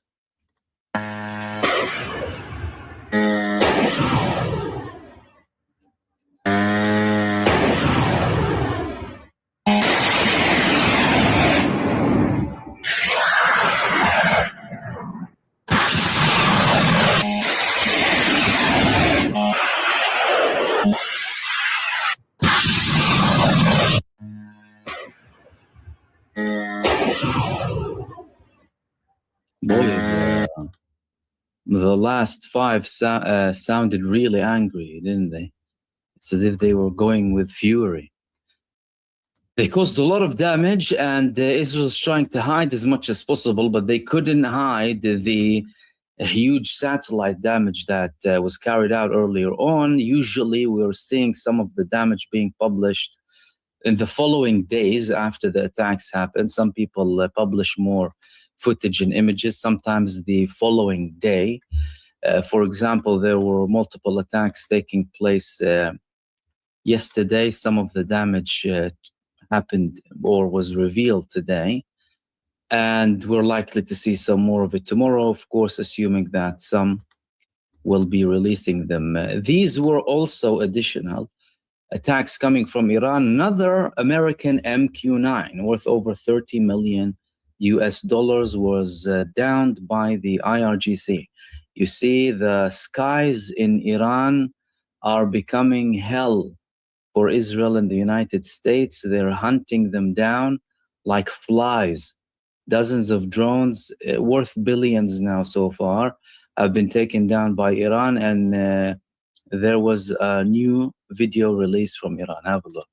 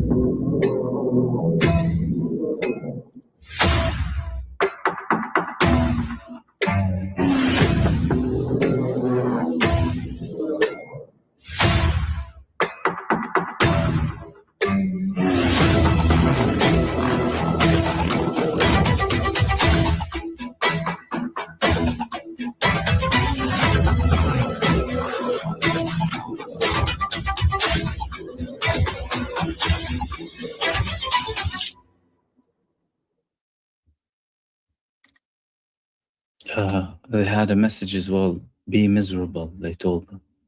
They are miserable, trust me, they are.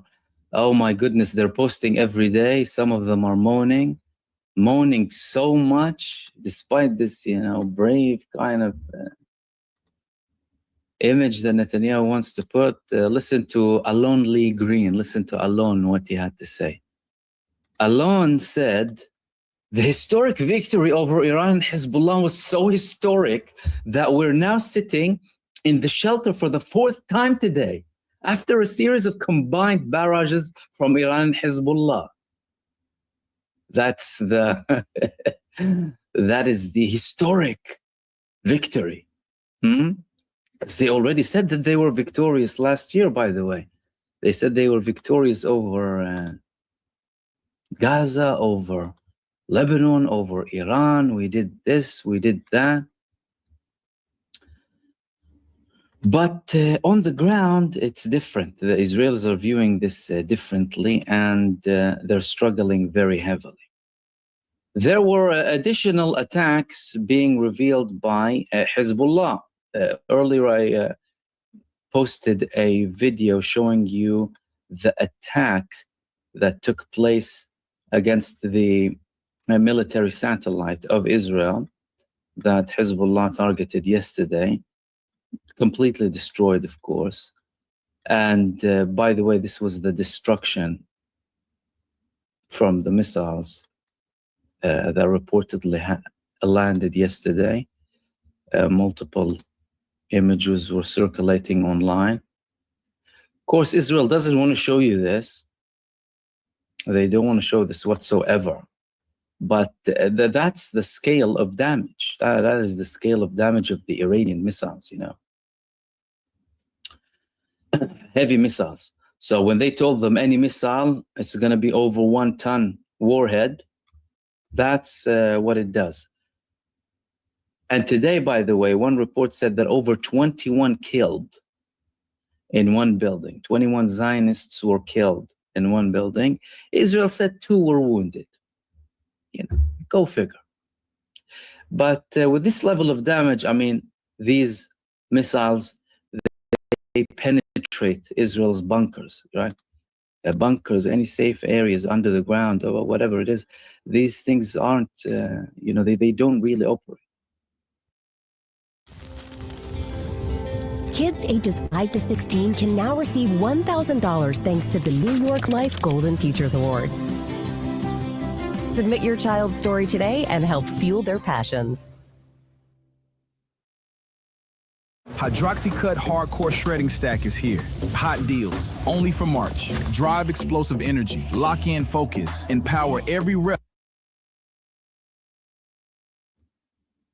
They don't help anyone with anything. And they're losing so much. They've lost all of their thought systems, okay? We spoke about the thought systems and how many systems they lost. What happened now? They're starting to take some of the thought systems from South Korea. This was published from South Korean media today. U.S. forces dismantling thought systems in South Korea, taking them to the Middle East. They were not happy, you know, but that's what happens when you choose to be a subject. That's what happens when you, as an independent country, as leaders, as a political class, as representatives of your nation, of your country, agree to be a subject, agree to be a puppet to any other country. You will have no say in the crucial moments. Because if China wanted, assuming China wanted to do anything, or Russia, or whatever, well, perfect moment. Does the United States care? No, it doesn't. And by the way, we don't know exactly where they're taking the THAAD to. We don't know. So it might not be going to any other Gulf state. It could be going straight to Israel.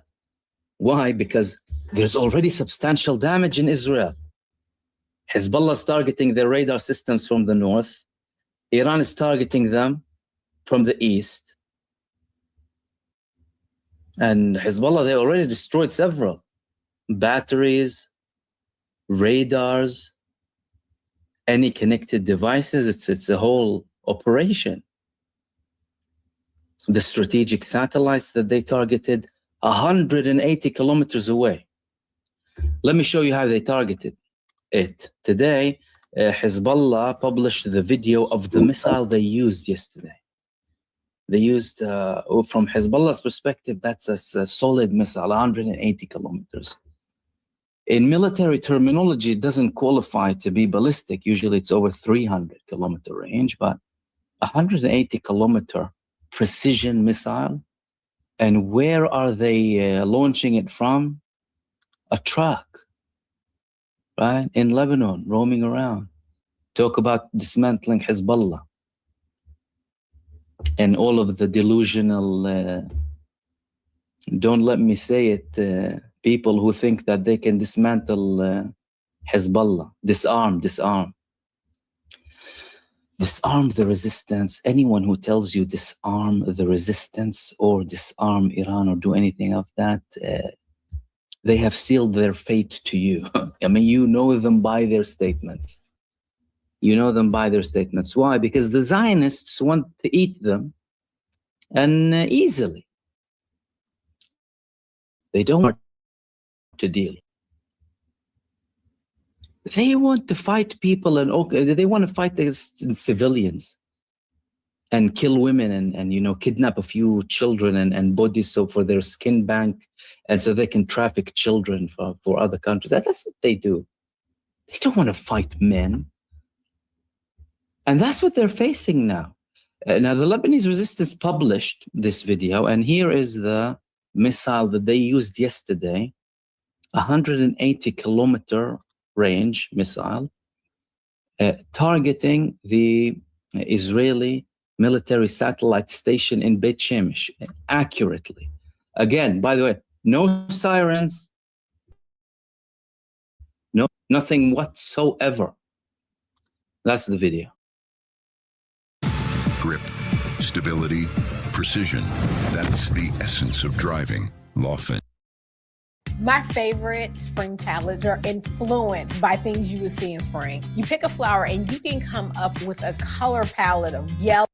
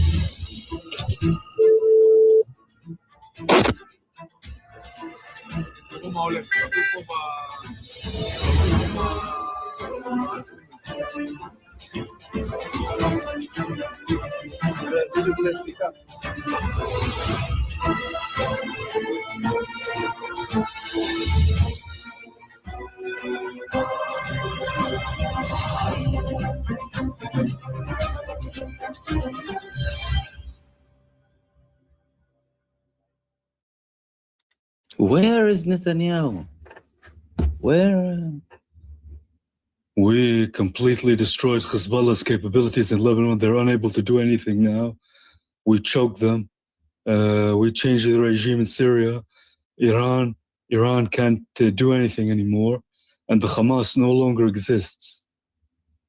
Where are the statements after the missile landed? In the heart. Literally, that was the heart of Zion. And they couldn't do anything about it, by the way. They'll pretend, oh yeah, we're intercepting 90%, we're doing this and that. You're intercepting nothing whatsoever. And Iran as well, they're not only, of course, targeting the genocide state, they're targeting Epstein regime bases,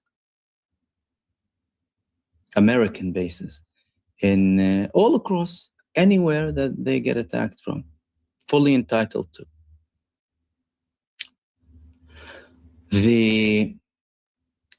Some people assume that Iran's response was a response that was already kind of made. If the supreme leader gets assassinated, this is the response. That's likely true. That's likely true. And let me tell you one thing. Iran is fully entitled to defend itself against the aggressors wherever they may be. They crossed every line in Iran. The black line, the red line, everything. The supreme leader massacres against school children, attacking hospitals, the same Zionist barbarism in Gaza. America's repeating it with Israel now, there. And it does not matter where those locations are geographically, by the way. That's why all of the countries allowing the United States to use their bases, although they're technically not participating in the war, and they're maybe out of the reach of Iran, are very stupid, by the way. You are allowing, you have blood on your hands. So the European countries, primarily, Britain, Germany, Spain said that they didn't. Good on them for that, at least. Even though Trump said, you know, I'm gonna use it anyway if I need to, but I don't need to. I'm not happy with them, the Spain guy. I don't like this guy.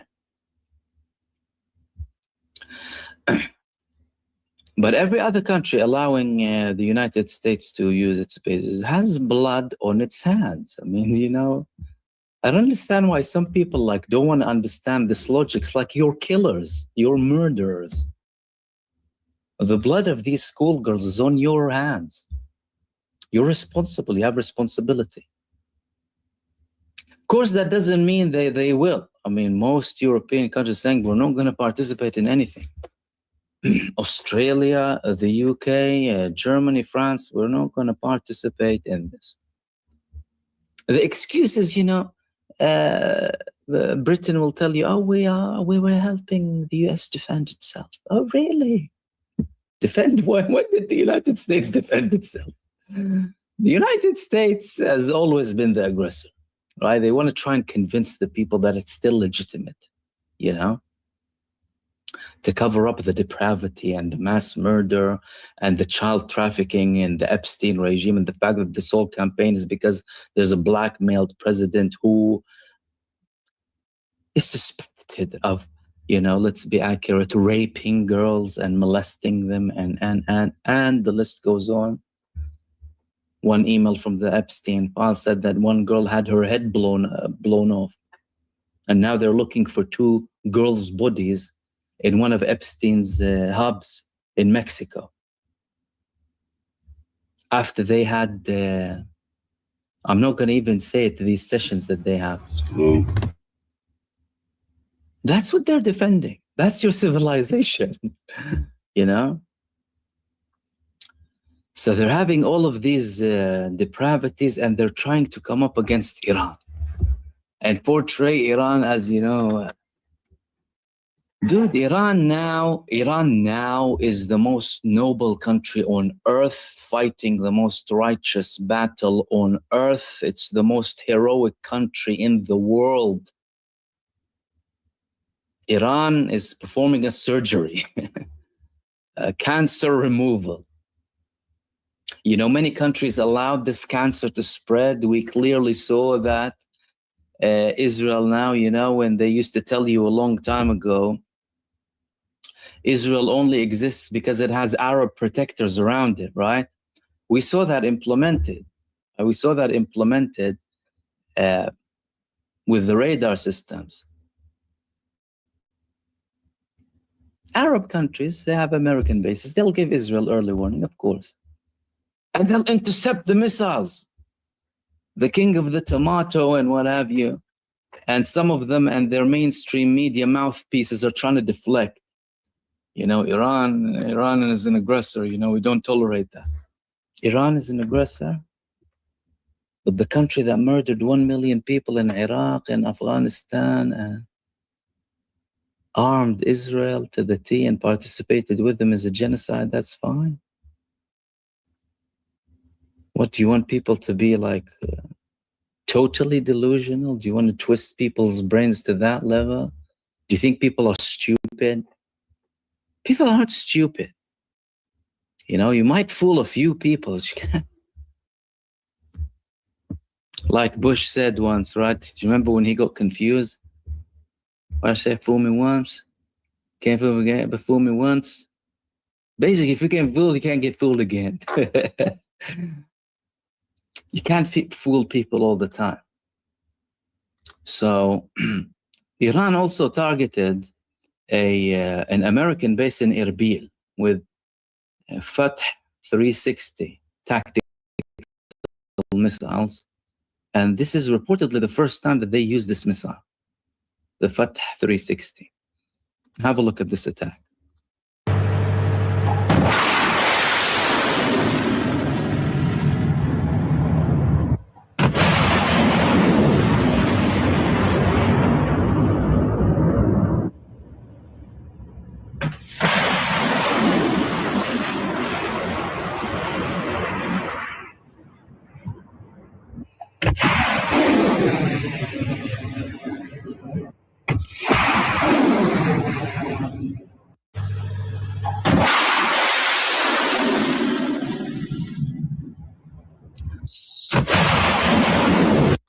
So just to tell you how strong and how brave Iran is, by the way, and how capable Iran is, just for people to put everything in context, because, you know, Pete Hegseth and co, the lying propagandists, right, telling you they destroyed 90% and Iran isn't capable. Do you know what Iran is doing with that attack in particular, by the way? It is attacking every remaining essence of any American and Israeli presence in Erbil. And you know after what they're attacking that place? After they had the assurance from the senior political leadership in Erbil that we will not be participating in anything. Clearly, of course, they also don't have a say in what happens in their own territories, which means they are either occupied or colonized or don't have a say, or they're liars. One of the things. Sure as hell, though, there was no attempt from that location.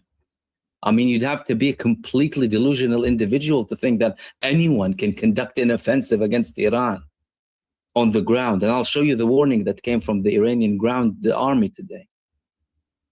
It's as if they want someone to come so that they can unleash everything on them. So Iran is continuing to attack those places.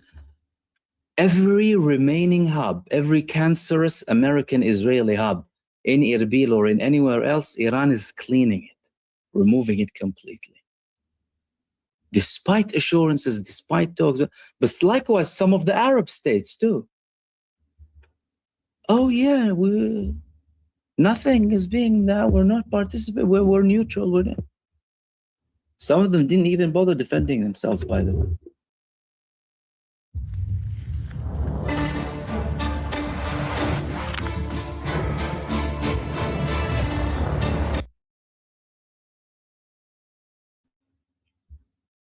Iran's president was generous and kind enough to come up with an initiative only for American missiles to start bombing desalination plants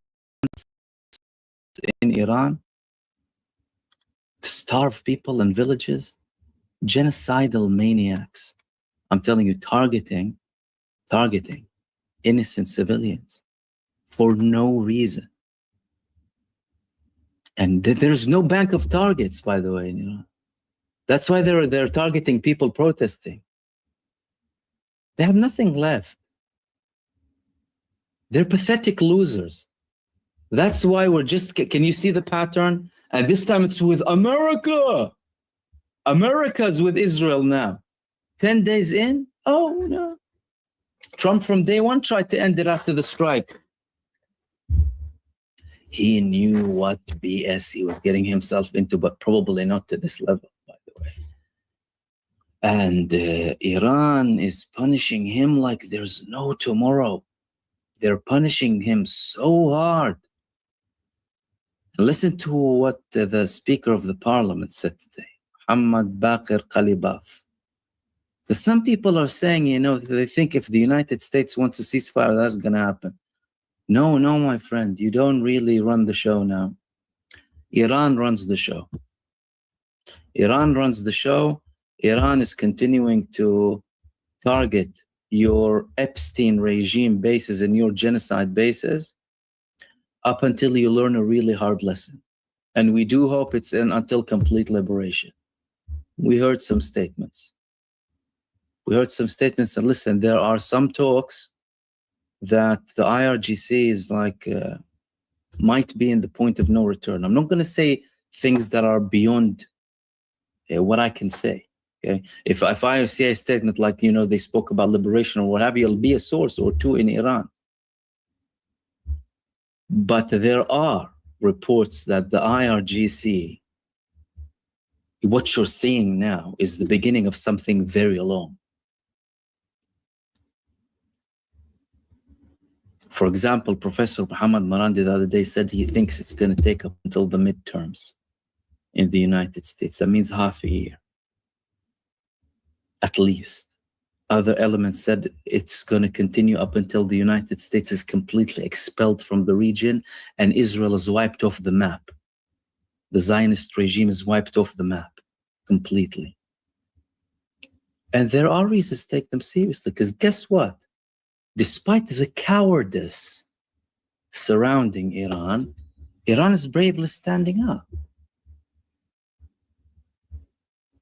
And you know, they're complaining. Some people, some of Iran's neighbors, let's not name anyone, some of Iran's neighbors are complaining now when they were partying in New Year's Eve when the children of Gaza were being starved to death. You're not facing anything, my friend. You're not seeing anything. Iran is noble.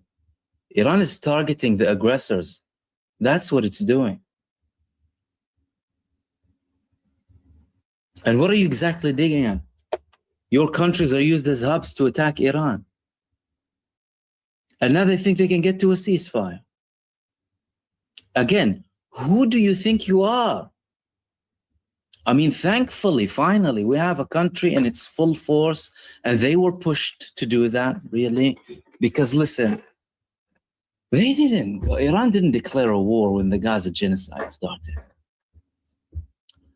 Talking about that, you know, if it wasn't for Iran, the Palestinian resistance could have probably not been in a situation where it can defend itself and resist Israel the way it did.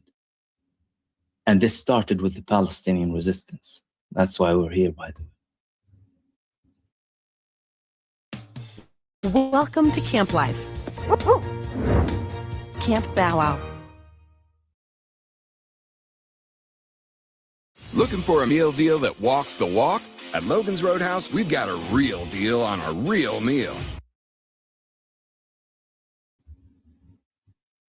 Yahya Sinwar said in 2021, if our demands aren't met, we're going to let the whole world stand on one leg. And he was martyred over a year, 2 years ago, over a year ago. And now we're in this situation. And the United States, and although Iran, again, it didn't break all of the tools. They kept everything open. Although there was criticism from the late Supreme Leader, to be fair, about any talks with the United States, he said they're pointless. But there's democracy in Iran. So the president, if he feels like there's something, you know, at the political level, I'll go ahead anyway. Although the Supreme Leader told you, you know, it's pointless. The Americans are treacherous and they're this and that. And of course, he means the politicians and the administration. Don't talk to them. They backstabbed you more than once. They still went and spoke to them, and they backstabbed them twice, not once. And now they think that they can have an agreement. And that's the response that they got from the head of the Iranian parliament, Mohammad Bagher Khalibaf. He said, certainly we aren't seeking a ceasefire. We believe the aggressor must be punished and taught a lesson that will deter them from attacking Iran again. The Zionist regime has consistently perpetuated a vicious cycle of war, negotiations, ceasefire, then war again throughout its disgusting history. Well said. We will break this cycle. Thank you very much. That's what needs to happen. That cycle needs to be broken once and for all. How long is it going to take? And that statement came from the head of the parliament in Iran, by the way, a powerful political figure. Similar statements are coming from other elements within Iran, by the way, that only proves that no one is looking for a ceasefire now. That is simply not going to happen. Iran is seriously looking to punish them as harsh as possible and increase the attacks. And that's what we're seeing. Now, let me get to the attacks slightly. Some people started to say on day 8, oh, look, Iran's attacks are in decline and they're not really attacking that much. That means we're attacking their missiles and their capabilities have been reduced. You know, the Israelis were telling you, we targeted their capabilities and they can't fight us anymore, and da-da-da-da-da. You know, the typical pathological lying mentality. What happened after the 8th day? So Iran attacked and deliberately started to reduce slightly the level of attacks, the number, up until day 8. And then day 9, all of a sudden, double, triple, quadruple. Potent ingredients that are powered by plants and research-backed. Vive Organic. Give it a shot. Pluto TV has a universe of free content. This is the mantra. Some attacks from 12 to 100, missiles, drones, everything, the type of locations. And they did that to fool, because you have a lot of deception in war, to fool the American and Israeli sides into thinking that Iran is becoming less capable, only for them to be, well, receiving these attacks, these types of missiles landing on them, and this level of destruction. And the United States had everything erased in the Gulf. So where is that going to lead to? And just to give you an example, by the way, in the recent waves, the spokesperson of the HQ of Khatam al-Anbiya base, apart from the oil and gas refinery in Haifa, they said that they targeted the Spacecom Center south of Tel Aviv as well, the main hub for the Israeli Air Force Base. Imagine that was very close to the attack that came from Hezbollah, which indicates there's a level of coordination there. And that base that I showed you in Kurdistan was the Harir base, according to this report. And of course, they took down multiple unmanned aerial vehicles, Hermes 900, Heron TP, Orbiter 4, over the skies of Tehran, Isfahan, Central Province, Loristan, and Qom. That was already the 34th wave, by the way. And then we had the 35th and 6th, which, as I indicated, you know, the heavy missiles and the strategic targets of the United States. Now, there are talks within certain circles in the administration, not all of them, certain circles, about reducing the level of intensity or potentially stopping the war, although some people are totally against it. Some people are actually advising Netanyahu how to lobby with Trump. You know, this is what you need to say to President Trump. Tell him that we have a lot of damage and there's a lot of risk that the Iranians might attack us tomorrow. Tell him that there's a nuclear bomb under the Ayatollah's bed. Tell him that we have to finish this really quickly now. And Lindsey Graham would go back and forth and try and convince him. And actually, Ted Cruz, another ultra-hyper-Zionist, was asked about this on Fox News, by the way, on the mainstream, you know, propaganda. And he was admitting it in full, by the way. And then we'll get to, of course, the escalation. Listen to what Ted Cruz had to say. It's to defend America. Yeah, and Senator, I want to ask about what the Wall Street Journal is reporting about your colleague, Senator Lindsey Graham. The Journal is saying that Graham traveled several times to Israel in recent weeks to help make the case on Iran, meeting with members of the country's intelligence agency, spoke with Netanyahu, coaching him on how to lobby President Trump for action. Graham said that Netanyahu showed the president intel that persuaded President Trump to go ahead Senator, I know you all talk to foreign leaders and that happens routinely, but speaking to a foreign leader on the precipice of war and seeming to be lobbying or being an intermediary, which this seems to indicate, is that the right way to go? Well, listen, Lindsey is passionate about defending America, and he is on the road a lot. He's talking to world leaders all over the world. There are times when I agree with Lindsey. There are times when I don't. But when it comes to what about this? Well, what about this? I mean, this is something of a totally different level, is it not? No, actually, when it comes to the threat Iran poses, Lindsey agrees they pose a major threat to America, and I agree they pose a major threat to America. Look, Lindsey and I disagreed on the Iraq War. He thought the Iraq War was a good idea. I thought the Iraq War was a mistake. I think Iran is fundamentally different because Saddam Hussein was not murdering Americans on the scale and level that Iran has been doing. Saddam Hussein was not funding Hamas and Hezbollah killing Americans.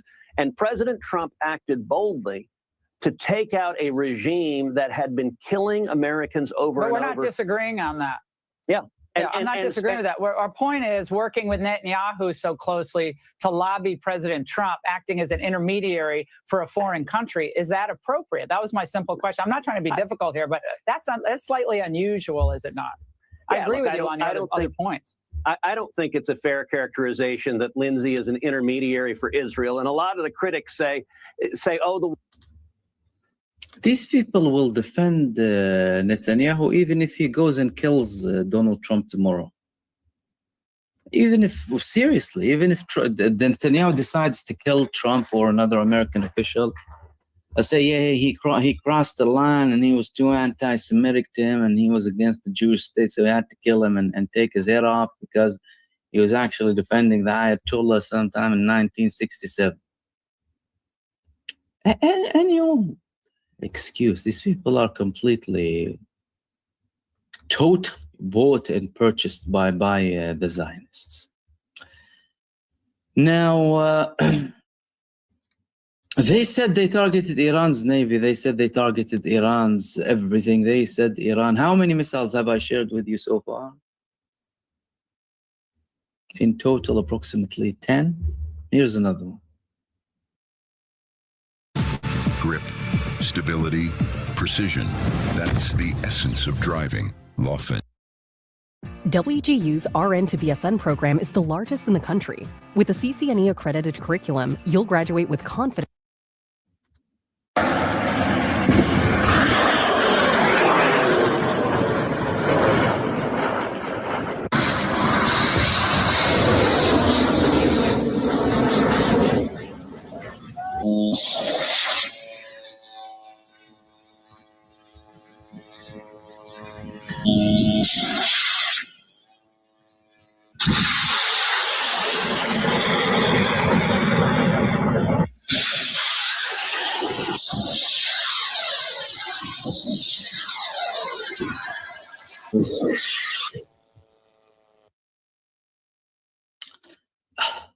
These were some of the attacks of Iran against other American targets and assets in the region.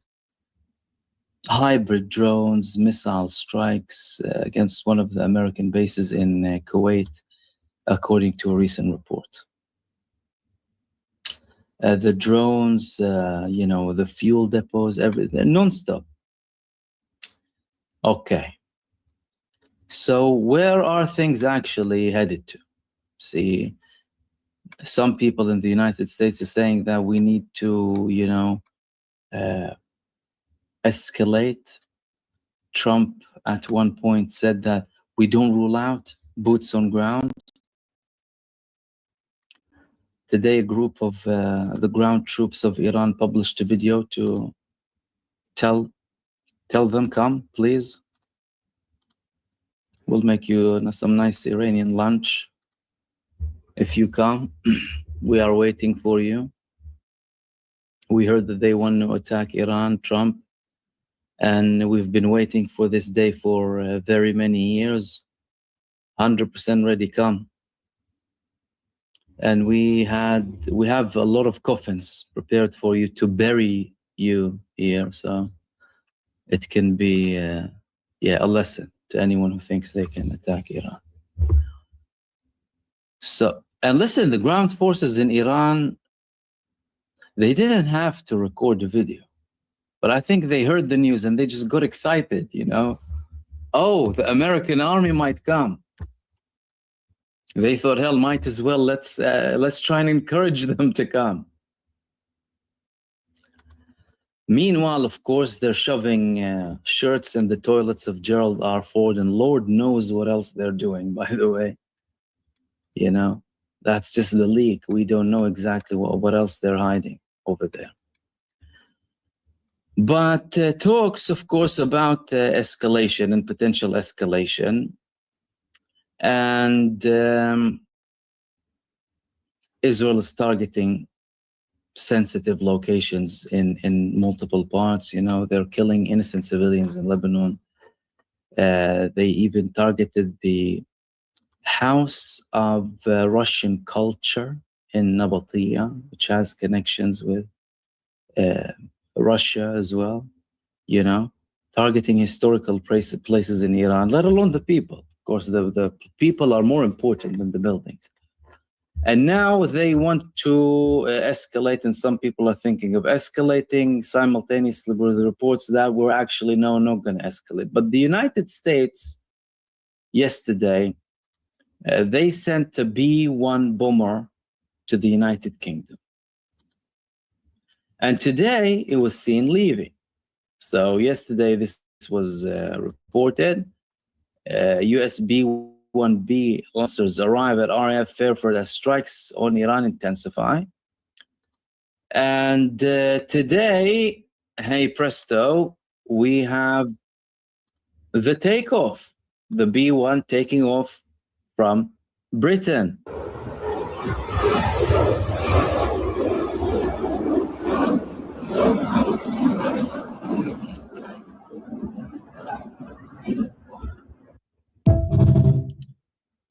So that means that Trump, despite some of the talks that they actually want to de-escalate or have some sort of a deal, we almost finished with everything he said. He was clearly trying to climb down the ladder. That isn't really working very well. On the ground, they're actually sending more bombers.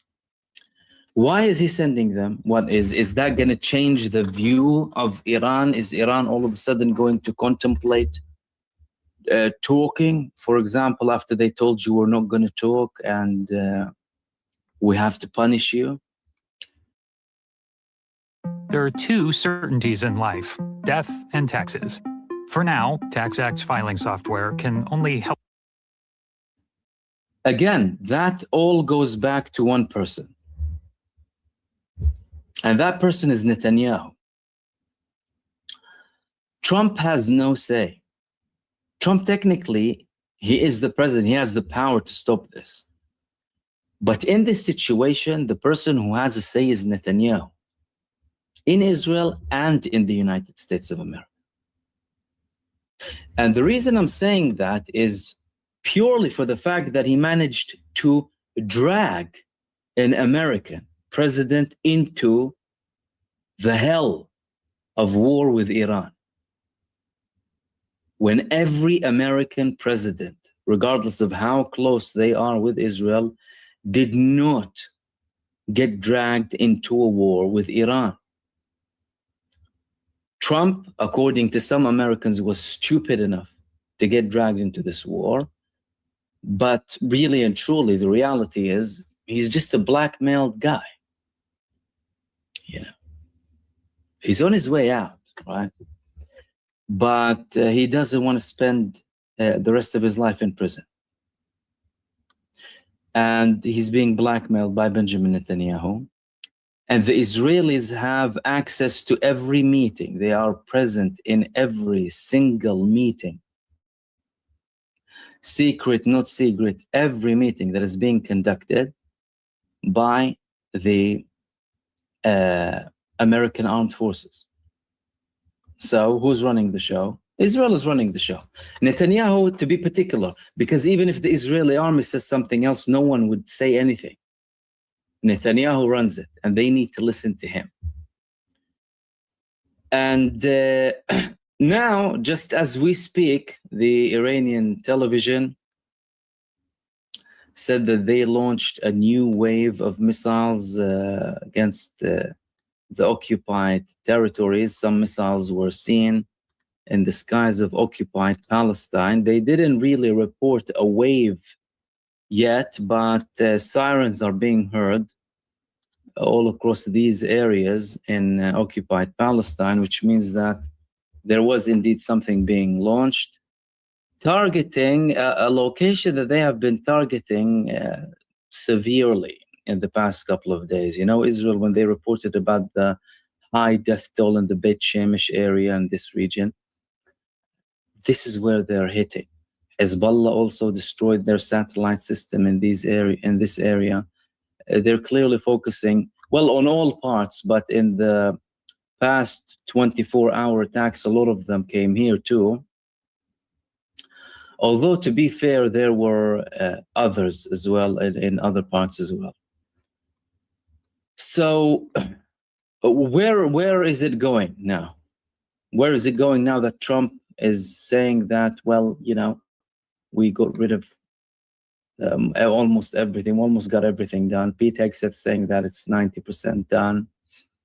But simultaneously, they're sending a B-1 bomber likely to conduct attacks, by the way, then go back. And they're deploying more THAAD systems, grabbing them from all across the world, most likely for Israel, not for other countries, by the way. You know, some people in the Arab world realize that they've been sold. You know, the sooner they realize that, better, that, you know, all of are viewed as below the Israeli. And when you talk about the United States and Israel, the main front, you realize where you're at, really, the merrier. Instead of continuing to allow them to conduct attacks against Iran from all of these locations. And Iran, ladies and gentlemen, they're also sending missiles and paying tribute to the victims of the Epstein Island. This was a recent missile launched from Iran with writing to the victims of the Epstein Island. Jazirat Epstein, says here. So they're dedicating the missiles against the Epstein regime to the victims of the Epstein Island. Yet another dig, after the, you know, we're only going to allow passage through the Strait of Hormuz to countries that expel the Israeli and American ambassadors. That was really interesting. But they're continuing. So what is likely to happen now with all of this? The likelihood is, first and foremost, and really and truly, the decision to end this war does not lie in the hands of the United States of America. Israel can ask them. Israel can have certain talks. Israel might pretend like it doesn't want to, but it will, because they have before. Even with an Israeli request to the United States to end the war of aggression against Iran, chances are that's not going to work, because it's not going to come with guarantees. And what Iran is asking here is something very simple. Although, you know, we haven't seen an official list, to be fair, of demands, but we've heard basic minimums. The basic minimums include punishment. So that was repeated multiple times. You know, we need to punish them really hard. So there's something to pay here. So even if they want to stop or whatever, there's a process of punishment and inflicting pain and losses on your enemy. Then an expulsion. They want to expel the United States from all of the bases in the region. Some talks as well about eliminating Israel and liberating Palestine, removing the Zionist regime, basically. And the minimum was as well a guarantee of no further attacks. And that's where things are going to be problematic. And that's where the American and Israeli side is trying to play now. How? So they're trying to create a situation now with Iran where they think they can like play with Iran like they're doing with Gaza and Lebanon, for example. Like, yeah, we'll have a ceasefire agreement, you know, and go back and forth, you know, think that they can deal with them like they were dealing with Gaza, because you're talking about civilians who were butchered during a genocide, you know. Netanyahu was killing people, babies in incubators, IVF labs, and all sorts of sick depravities. Nothing but sickness comes from this despicable, disgusting entity and its disgusting history. With the support of the United States, of course, and the enlightened countries, as well, the allies, they think they can do that with Iran. As a matter of fact, they were delusional to a level where Netanyahu's poodle, Israel's genocide minister, said back in June that we now created a new reality in Iran. Now we're going to actually have freedom of airspace in Iran. That's it. The airspace in Iran is ours now. We're going to attack whenever we want. They're so arrogant and delusional that they think they can do that with Iran. And from an Iranian perspective, it appears to be that they made the decision to disregard all of these attempts. And we have proof for that, by the way. Multiple sources within the American side and the Arab side spoke about mediation, opening of communication channels, and attempts to ask countries to mediate. As a matter of fact, there were certain reports. I shared with you some of the quotes, posts from Ali Larijani a couple of days ago, after there were talks circulating about Iran potentially adhering to a ceasefire or whatever. He said, we're not looking for a ceasefire, we're looking to punish you. And what appears to be the case now is that there's a response. That response began, that response didn't finish. And Iran is very serious on inflicting pain on the United States and Israel and cause a lot of damage. The levels to where that would reach are not really known to us yet. The only thing we can do is assume. And we can assume based on some of the things that they said, which again include expelling all of the US bases from the region. Israel, that's it. Hell, some of them said, the Quds Force said, until Zionism is eliminated, they said. Quds Force literally said, this campaign is going to continue up until Zionism is eliminated. So that's even beyond Israel. They're going there to eliminate this whole ideology and anyone thinking of adhering to it or by it. So there are chances that that would happen. And multiple questions remain in place, which are, how long can the United States sustain this? How long can Donald Trump try and pacify, you know? If you listen to American mainstream media now, you know, they'll tell you short-term pain, long-term gain, short-term pain, long-term gain, short-term pain, long-term gain. Mouthpieces automatically regurgitate stuff.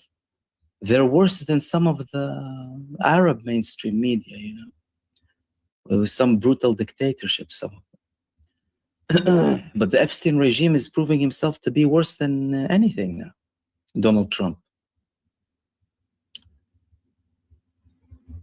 And now, with all of this, the economic situation is becoming increasingly more tight, more problematic. Prices are rising.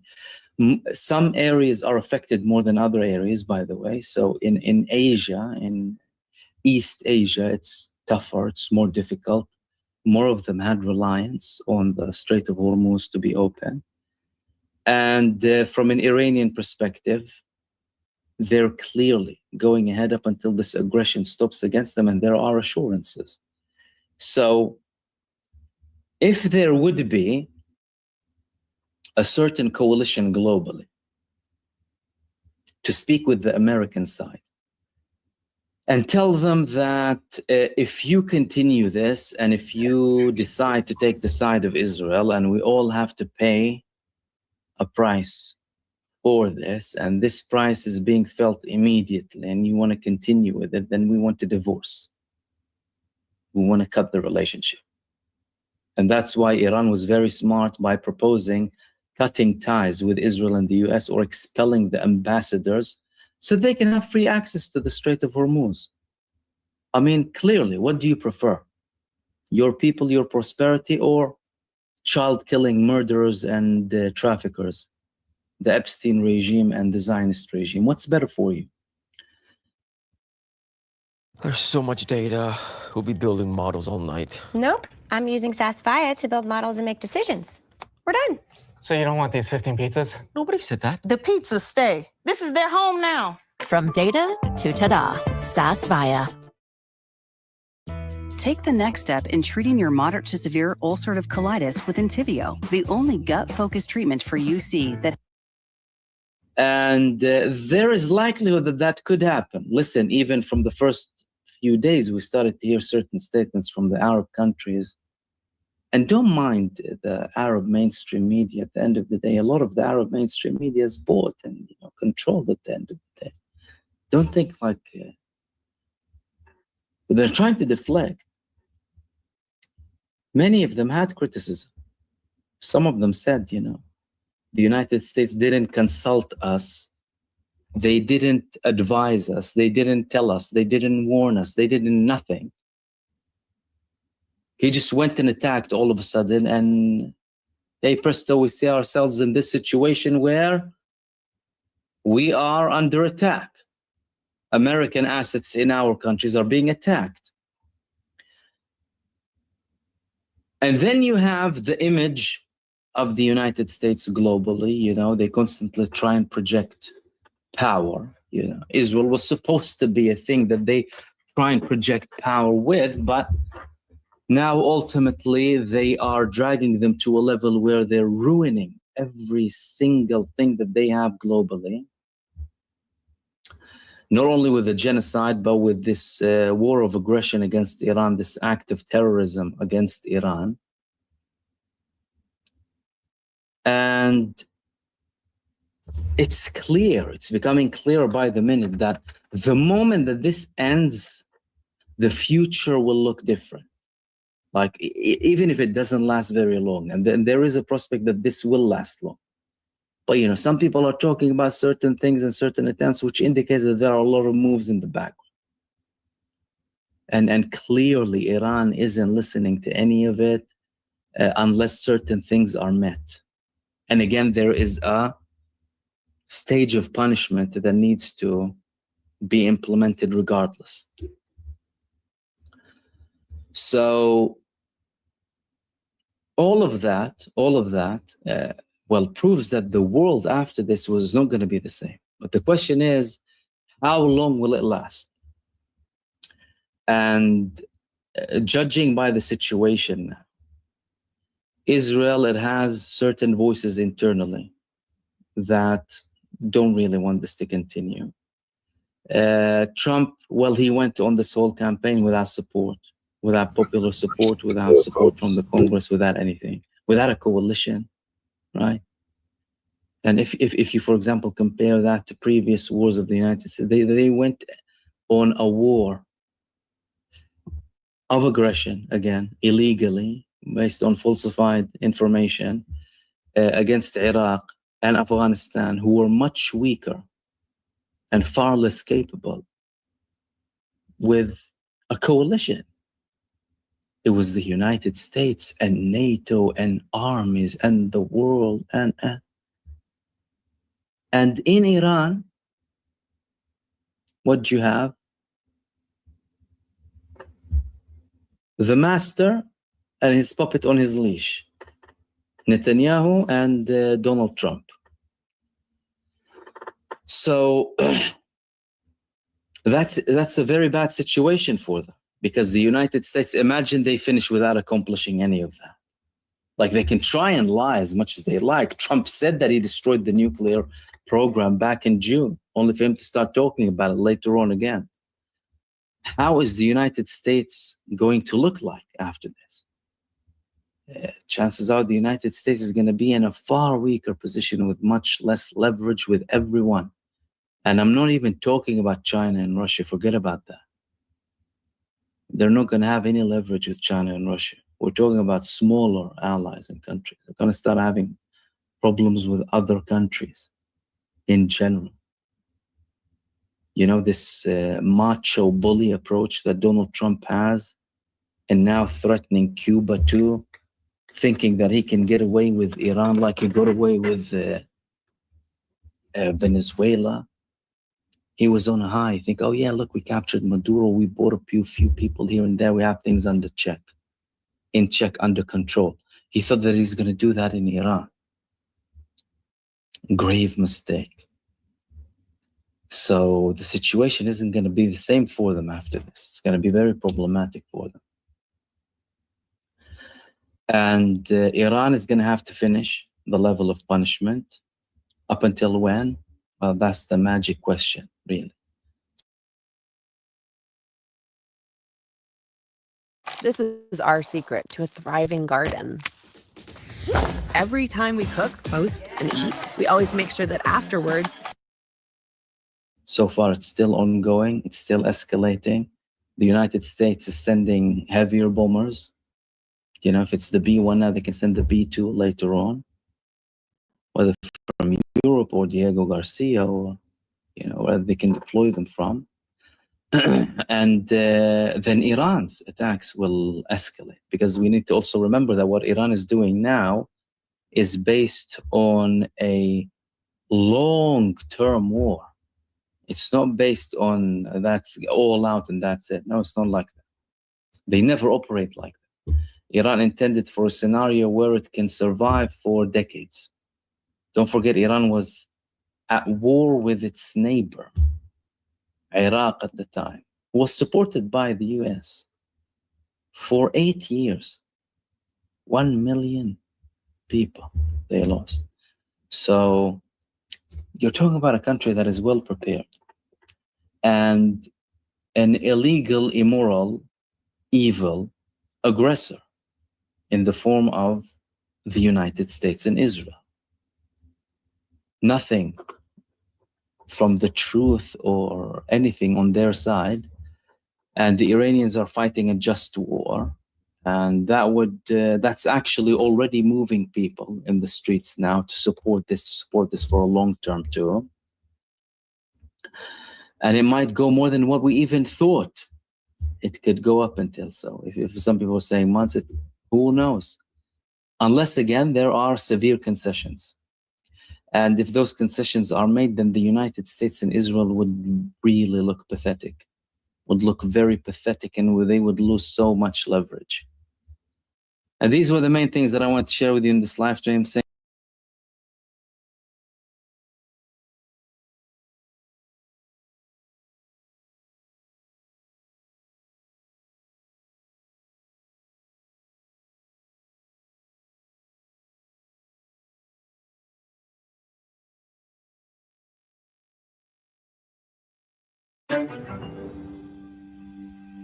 Just don't go to war easily. Sometimes they have to be bombed into going to war. You hear that? Countries don't go to war easily. Sometimes they have to be bombed into going to war. But bombed by who? Let's start with a little history lesson today. On the 31st of August, 1939, a group of Polish insurgents stormed Gleiwitz radio station, which is pictured here, the tower of the radio station. And it's located in a town on the border of Germany and Poland. And supposedly, the Polish insurgents, quote unquote, pushed past the German staff. They seized the microphone and announced in Polish, Attention, this is Gleiwitz. The broadcasting station is now in Polish hands. And then news of this attack quickly spread, and it was reported by Reuters as well as BBC and many others that the Poles had attacked a German radio station, but were then overpowered within a few minutes by the German police, who were forced to draw weapons, which resulted in the death of a few of the quote-unquote invaders. And then the next day, September 1st, 1939, Germany invades Poland, and the rest is history, as they say. But as it would later come to light, it was not the Poles who stormed Gleiwitz radio station. It was actually German SS soldiers disguised as Polish insurgents who had stormed the radio station, a part of a series of false flag undertakings called Operation Himmler to give the appearance of Polish aggression against Germany. Now, fast forward to today, with the Iran war now in its second week, there are now indications of possible escalations, maybe boots on the ground, even a draft cannot be ruled out, as we're being told. In a war, mind you, where we still have no coherent idea as to why we are there, other than maybe Israel told us to do it and Islam is bad. And according to polls from the end of last week, just 1 in 4 Americans approves of U.S. military action in Iran. And then all of a sudden, over the weekend, we start to see some very peculiar, suspicious incidents, I'll call them, pop up all over the world. There were reports of a, quote, loud blast near a U.S. embassy in Norway's capital of Oslo. There were reports of a bomb threat at Kansas City airport leading to an evacuation. A Southwest Airlines flight was diverted because a Muslim man was, quote, praying in a foreign language. And then last night, there was a blast, quote unquote, blast outside of a synagogue in the city of Liège, Belgium, in what the mayor is now calling an anti-Semitic attack. Now, are these incidents discrete? Perhaps just a series of unfortunate coincidences? Or could they be indicative of maybe a pattern, perhaps even all interconnected in some kind of way, a deliberate plan to make us, the general population, feel a certain way about a certain country, a certain group of people? We don't know the answer just yet, but once again, we can certainly look to history to guide our thinking, our investigation. Take a listen to this MI5 whistleblower. But the 2 cases that really got us, first of all, there was a false flag attack in London in 1994, where a car bomb exploded outside the Israeli embassy in the center of London. Now, I remember this vaguely. This is, we're talking 14 years ago. It's a long time ago. But it was huge at the time. I mean, it was a huge worldwide story. Yeah. In fact, there'd been an earlier attack against some Jewish interest section in Buenos Aires earlier that year as well. Similar sort of MO, modus operandi, with a car bomb driven and parked outside that exploded. Very minor injuries, that was all. Nobody was killed. And it was a very sophisticated device. It appeared to eat itself, eat all the forensics. Now, this is very, very rare. Even the IRA, which is a very sophisticated terrorist organization, could not make bombs that effective. So it looked like a, sort of fairly technical person had put that together. But what emerged from that, the senior MI5 officer who was in charge of the investigation into it and had seen all the evidence, but also all the intelligence, which isn't necessarily admissible in court, wrote his formal assessment at the end of the case. And he said he reckoned that Mossad, the Israeli external intelligence agency, had bombed their own embassy, a sort of controlled explosion outside the embassy. And as I said, that was a senior MI5 officer. That was his formal verdict. If you read that on the internet now, you would say that sounds like some mad conspiracy theory. But it wasn't. This was the official position of MI5. And he said that they did it for 2 reasons. One, they were always hassling MI5 for increased security around their embassy and other interests in London, because, of course, London had a reputation of giving safe haven to Arab dissidents from around the world at that point. And MI5 kept saying, well, there's no reason to increase the threat assessment. You don't need extra protection. So letting off a controlled explosion outside, of course, they immediately got what they wanted there. But crucially, 2 innocent Palestinians were arrested, charged and convicted of conspiracy to cause that attack. And they were very active in a Palestinian support network in London, political campaigning for the people on the West Bank and the Gaza Strip. And they were gaining some traction in the media. They were getting quite a lot of support. So by arresting these people and framing them for an attack and sticking them in prison, the whole network just shattered and hasn't got back on its feet to this day. So that would be a clear political advantage. So that was describing an event, something that happened 30 years ago, the Israelis bombing their own embassy in London, allegedly. And as we fast forward to today, as Israel and the United States looks to manufacture consent for this war in Iran and also perhaps to distract from their operations in Gaza, what we're going to be looking at to figure out today is whether or not there is a clear political advantage to be gained from all of these weird and suspicious incidents, and if there is, in fact, maybe even evidence of such nefarious coordination. And of course, we would never want to compare Israel to Nazi Germany because that would be anti-Semitic according to the IHRA. But then again, I don't know. This is from last week, March 3rd. Qatar, Saudi Arabia arrest Israeli intel spies who are quote unquote planning bombings. You can really feel the author's hunger while he was writing this. Very insightful. Oh my God. So I met an alien. Let's take a listen to Ryan Grimm and Jeremy Scahill of Dropsite News. What Iran has been saying, Tim, about some of the retaliatory strikes that it's done over the past week is that they didn't do them. They're saying, for instance, that they have not attacked Saudi Aramco's oil refinery. They're saying that they did not strike the British military base in Cyprus. And in fact, the British government is saying they don't believe that the drone that hit that base and destroyed a base where American spy planes come from, that it came from Iran. They're saying it may have come from the direction of Lebanon, which is an interesting thing. The Iranians are saying that some of the hotels and other buildings they hit in Bahrain or in the United Arab Emirates were housing Israeli spies or American personnel. But why am I bringing this up? I'm bringing it up because what the Iranians are saying, and take it at face value, it should be fact-checked, we should look into it. What they're saying is that they believe Israel has engaged in some false flag attacks in some of these Arab countries or potentially in Azerbaijan in an attempt to try to draw those nations into the war as actual combatants in it. Ryan, do you think that Iran hit the Saudi Aramco facility? They say they didn't, and they say it.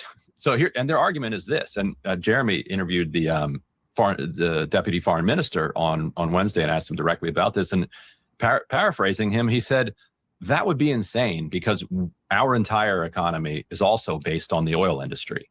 Like, why? Like, you think we want to start a tit for tat where people are bombing oil fields? I frankly find that a fairly persuasive argument at this stage.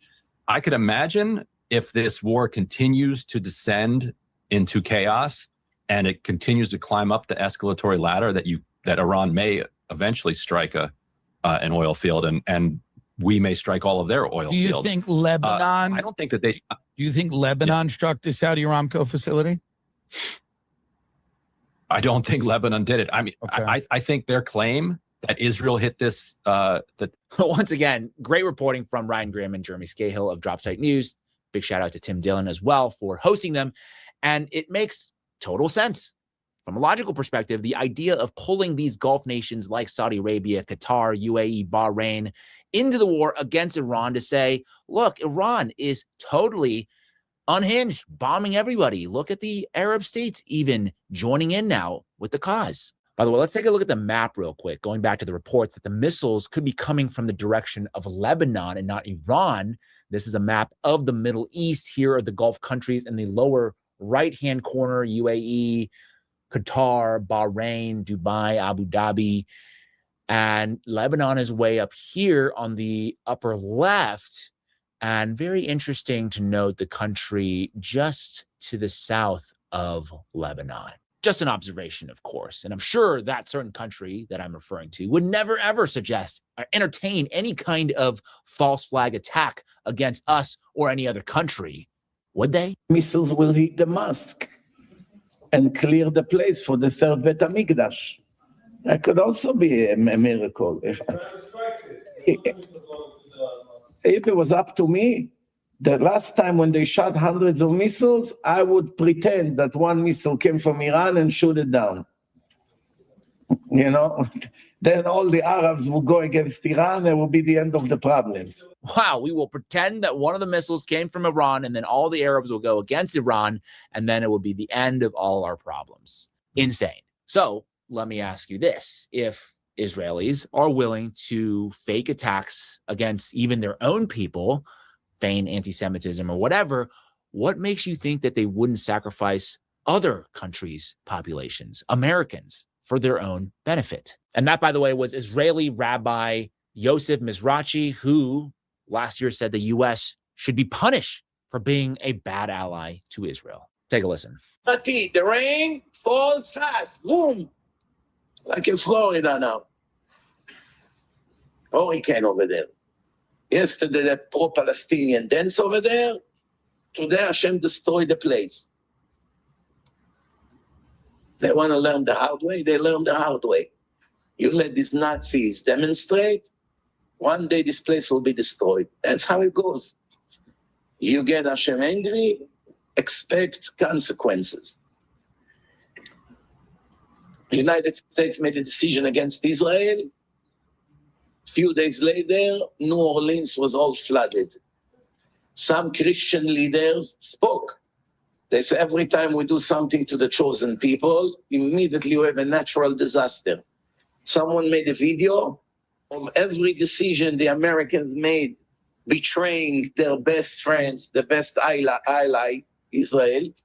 Immediately Hashem responded with massive tragedy here. September 11, the New Orleans, typhoons, hurricanes, all kinds of things. Someone Christian made a video. You have to see. It's unbelievable. It is unbelievable what he's saying there. September 11th, New Orleans, hurricanes, typhoons, all because God is angry at us, the United States, because we were not supportive enough of the best ally, Israel. Take a listen to former CIA officer and whistleblower John Kiriakou. In the intelligence world, the Israelis are not our friends. They have made that crystal clear over many decades. It was the Israelis that attacked the USS Liberty in the late 1960s. It is the Israelis that were caught spying on the United States in the form of Jonathan Pollard. It's the Israelis that still have hundreds of spies fanned out across the United States stealing defense secrets.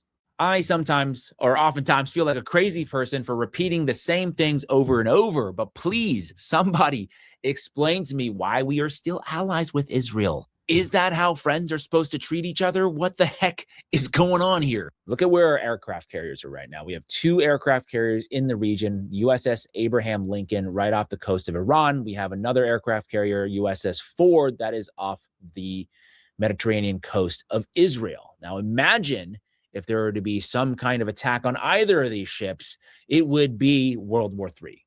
This is what I'm thinking. Instead of having a fake Gulf of Tonkin, they can have a real Pearl Harbor. And the psychological warfare experts know, we see our carrier group on fire, America's going to go ape shit and probably nuke Iran. And I think that's what this is the ultimate false flag. But it's not even a false flag. We position them into this, and then Iran sinks an aircraft carrier, and it's over. Oh, man, I could not agree more. I think you've hit the nail right on the head there. We've all studied the Gulf of Tonkin. We've all studied 9/11. We've all studied Pearl Harbor. If the Iranians actually do sink an aircraft carrier, you're right. It's World War III. Because the Israelis are going to jump in immediately. The Israelis are itching to use nuclear weapons, especially against Iran. And you know what's funny? The Israelis have been saying since 2004 that the Iranians were 6 weeks away from a nuclear weapon. Since 2004. 22 years they've been saying, oh my God, it's 6 weeks away. It's an existential threat to Israel. Israel's the one that keeps attacking Iran. Israel's the one that keeps attacking its neighbors. The Iranians haven't attacked Israel. Not unprovoked. Of course, they've launched counter attacks after the Israelis have bombed them. But they used to say the same thing to us when I was at the CIA about Iraq. Iraq is an existential threat. Saddam Hussein is Satan incarnate. We have to take out Iraq. We have to take out Saddam Hussein. Okay, we did. Now you're saying exactly the same thing about the Iranians. And it's an vacuum for the Iranians to expand their power across the Middle East, which Israel knew. Exactly. And then Israel gets to take over the Middle East because it's countering what it created, just like Israel helped create Hamas, and Israel put the new al-Qaeda leader with Turkey in charge of Syria. This is going to be their excuse to take over all the rest of the Middle East, they've said, is by propping up the people, setting up the climate, and then playing victim. And that is the point right there. Yes, we do want to get to the truth about any attack, who the perpetrators were, if it was a false flag or if it was an enemy hit. But even more important than that is to ask the question, who benefits? Look, we know Israel wants war. 82% of the country is supportive of an attack on Iran. But looking at the US, America, most of us don't want this. But if there was an attack on a U.S. aircraft carrier or, God forbid, an attack on U.S. soil, you can bet that these numbers are shooting straight up. Now, I'm telling you all this not because I pretend to know what will happen in the future. I do not have such a crystal ball, but I do want to arm you with the skills needed to wade through the onslaught of propaganda that is guaranteed to come your way and my way if such an unfortunate incident were to take place, and we need to all be ready. That is it for me today, and all I can say at this point is keep your head. Kofi, follow me.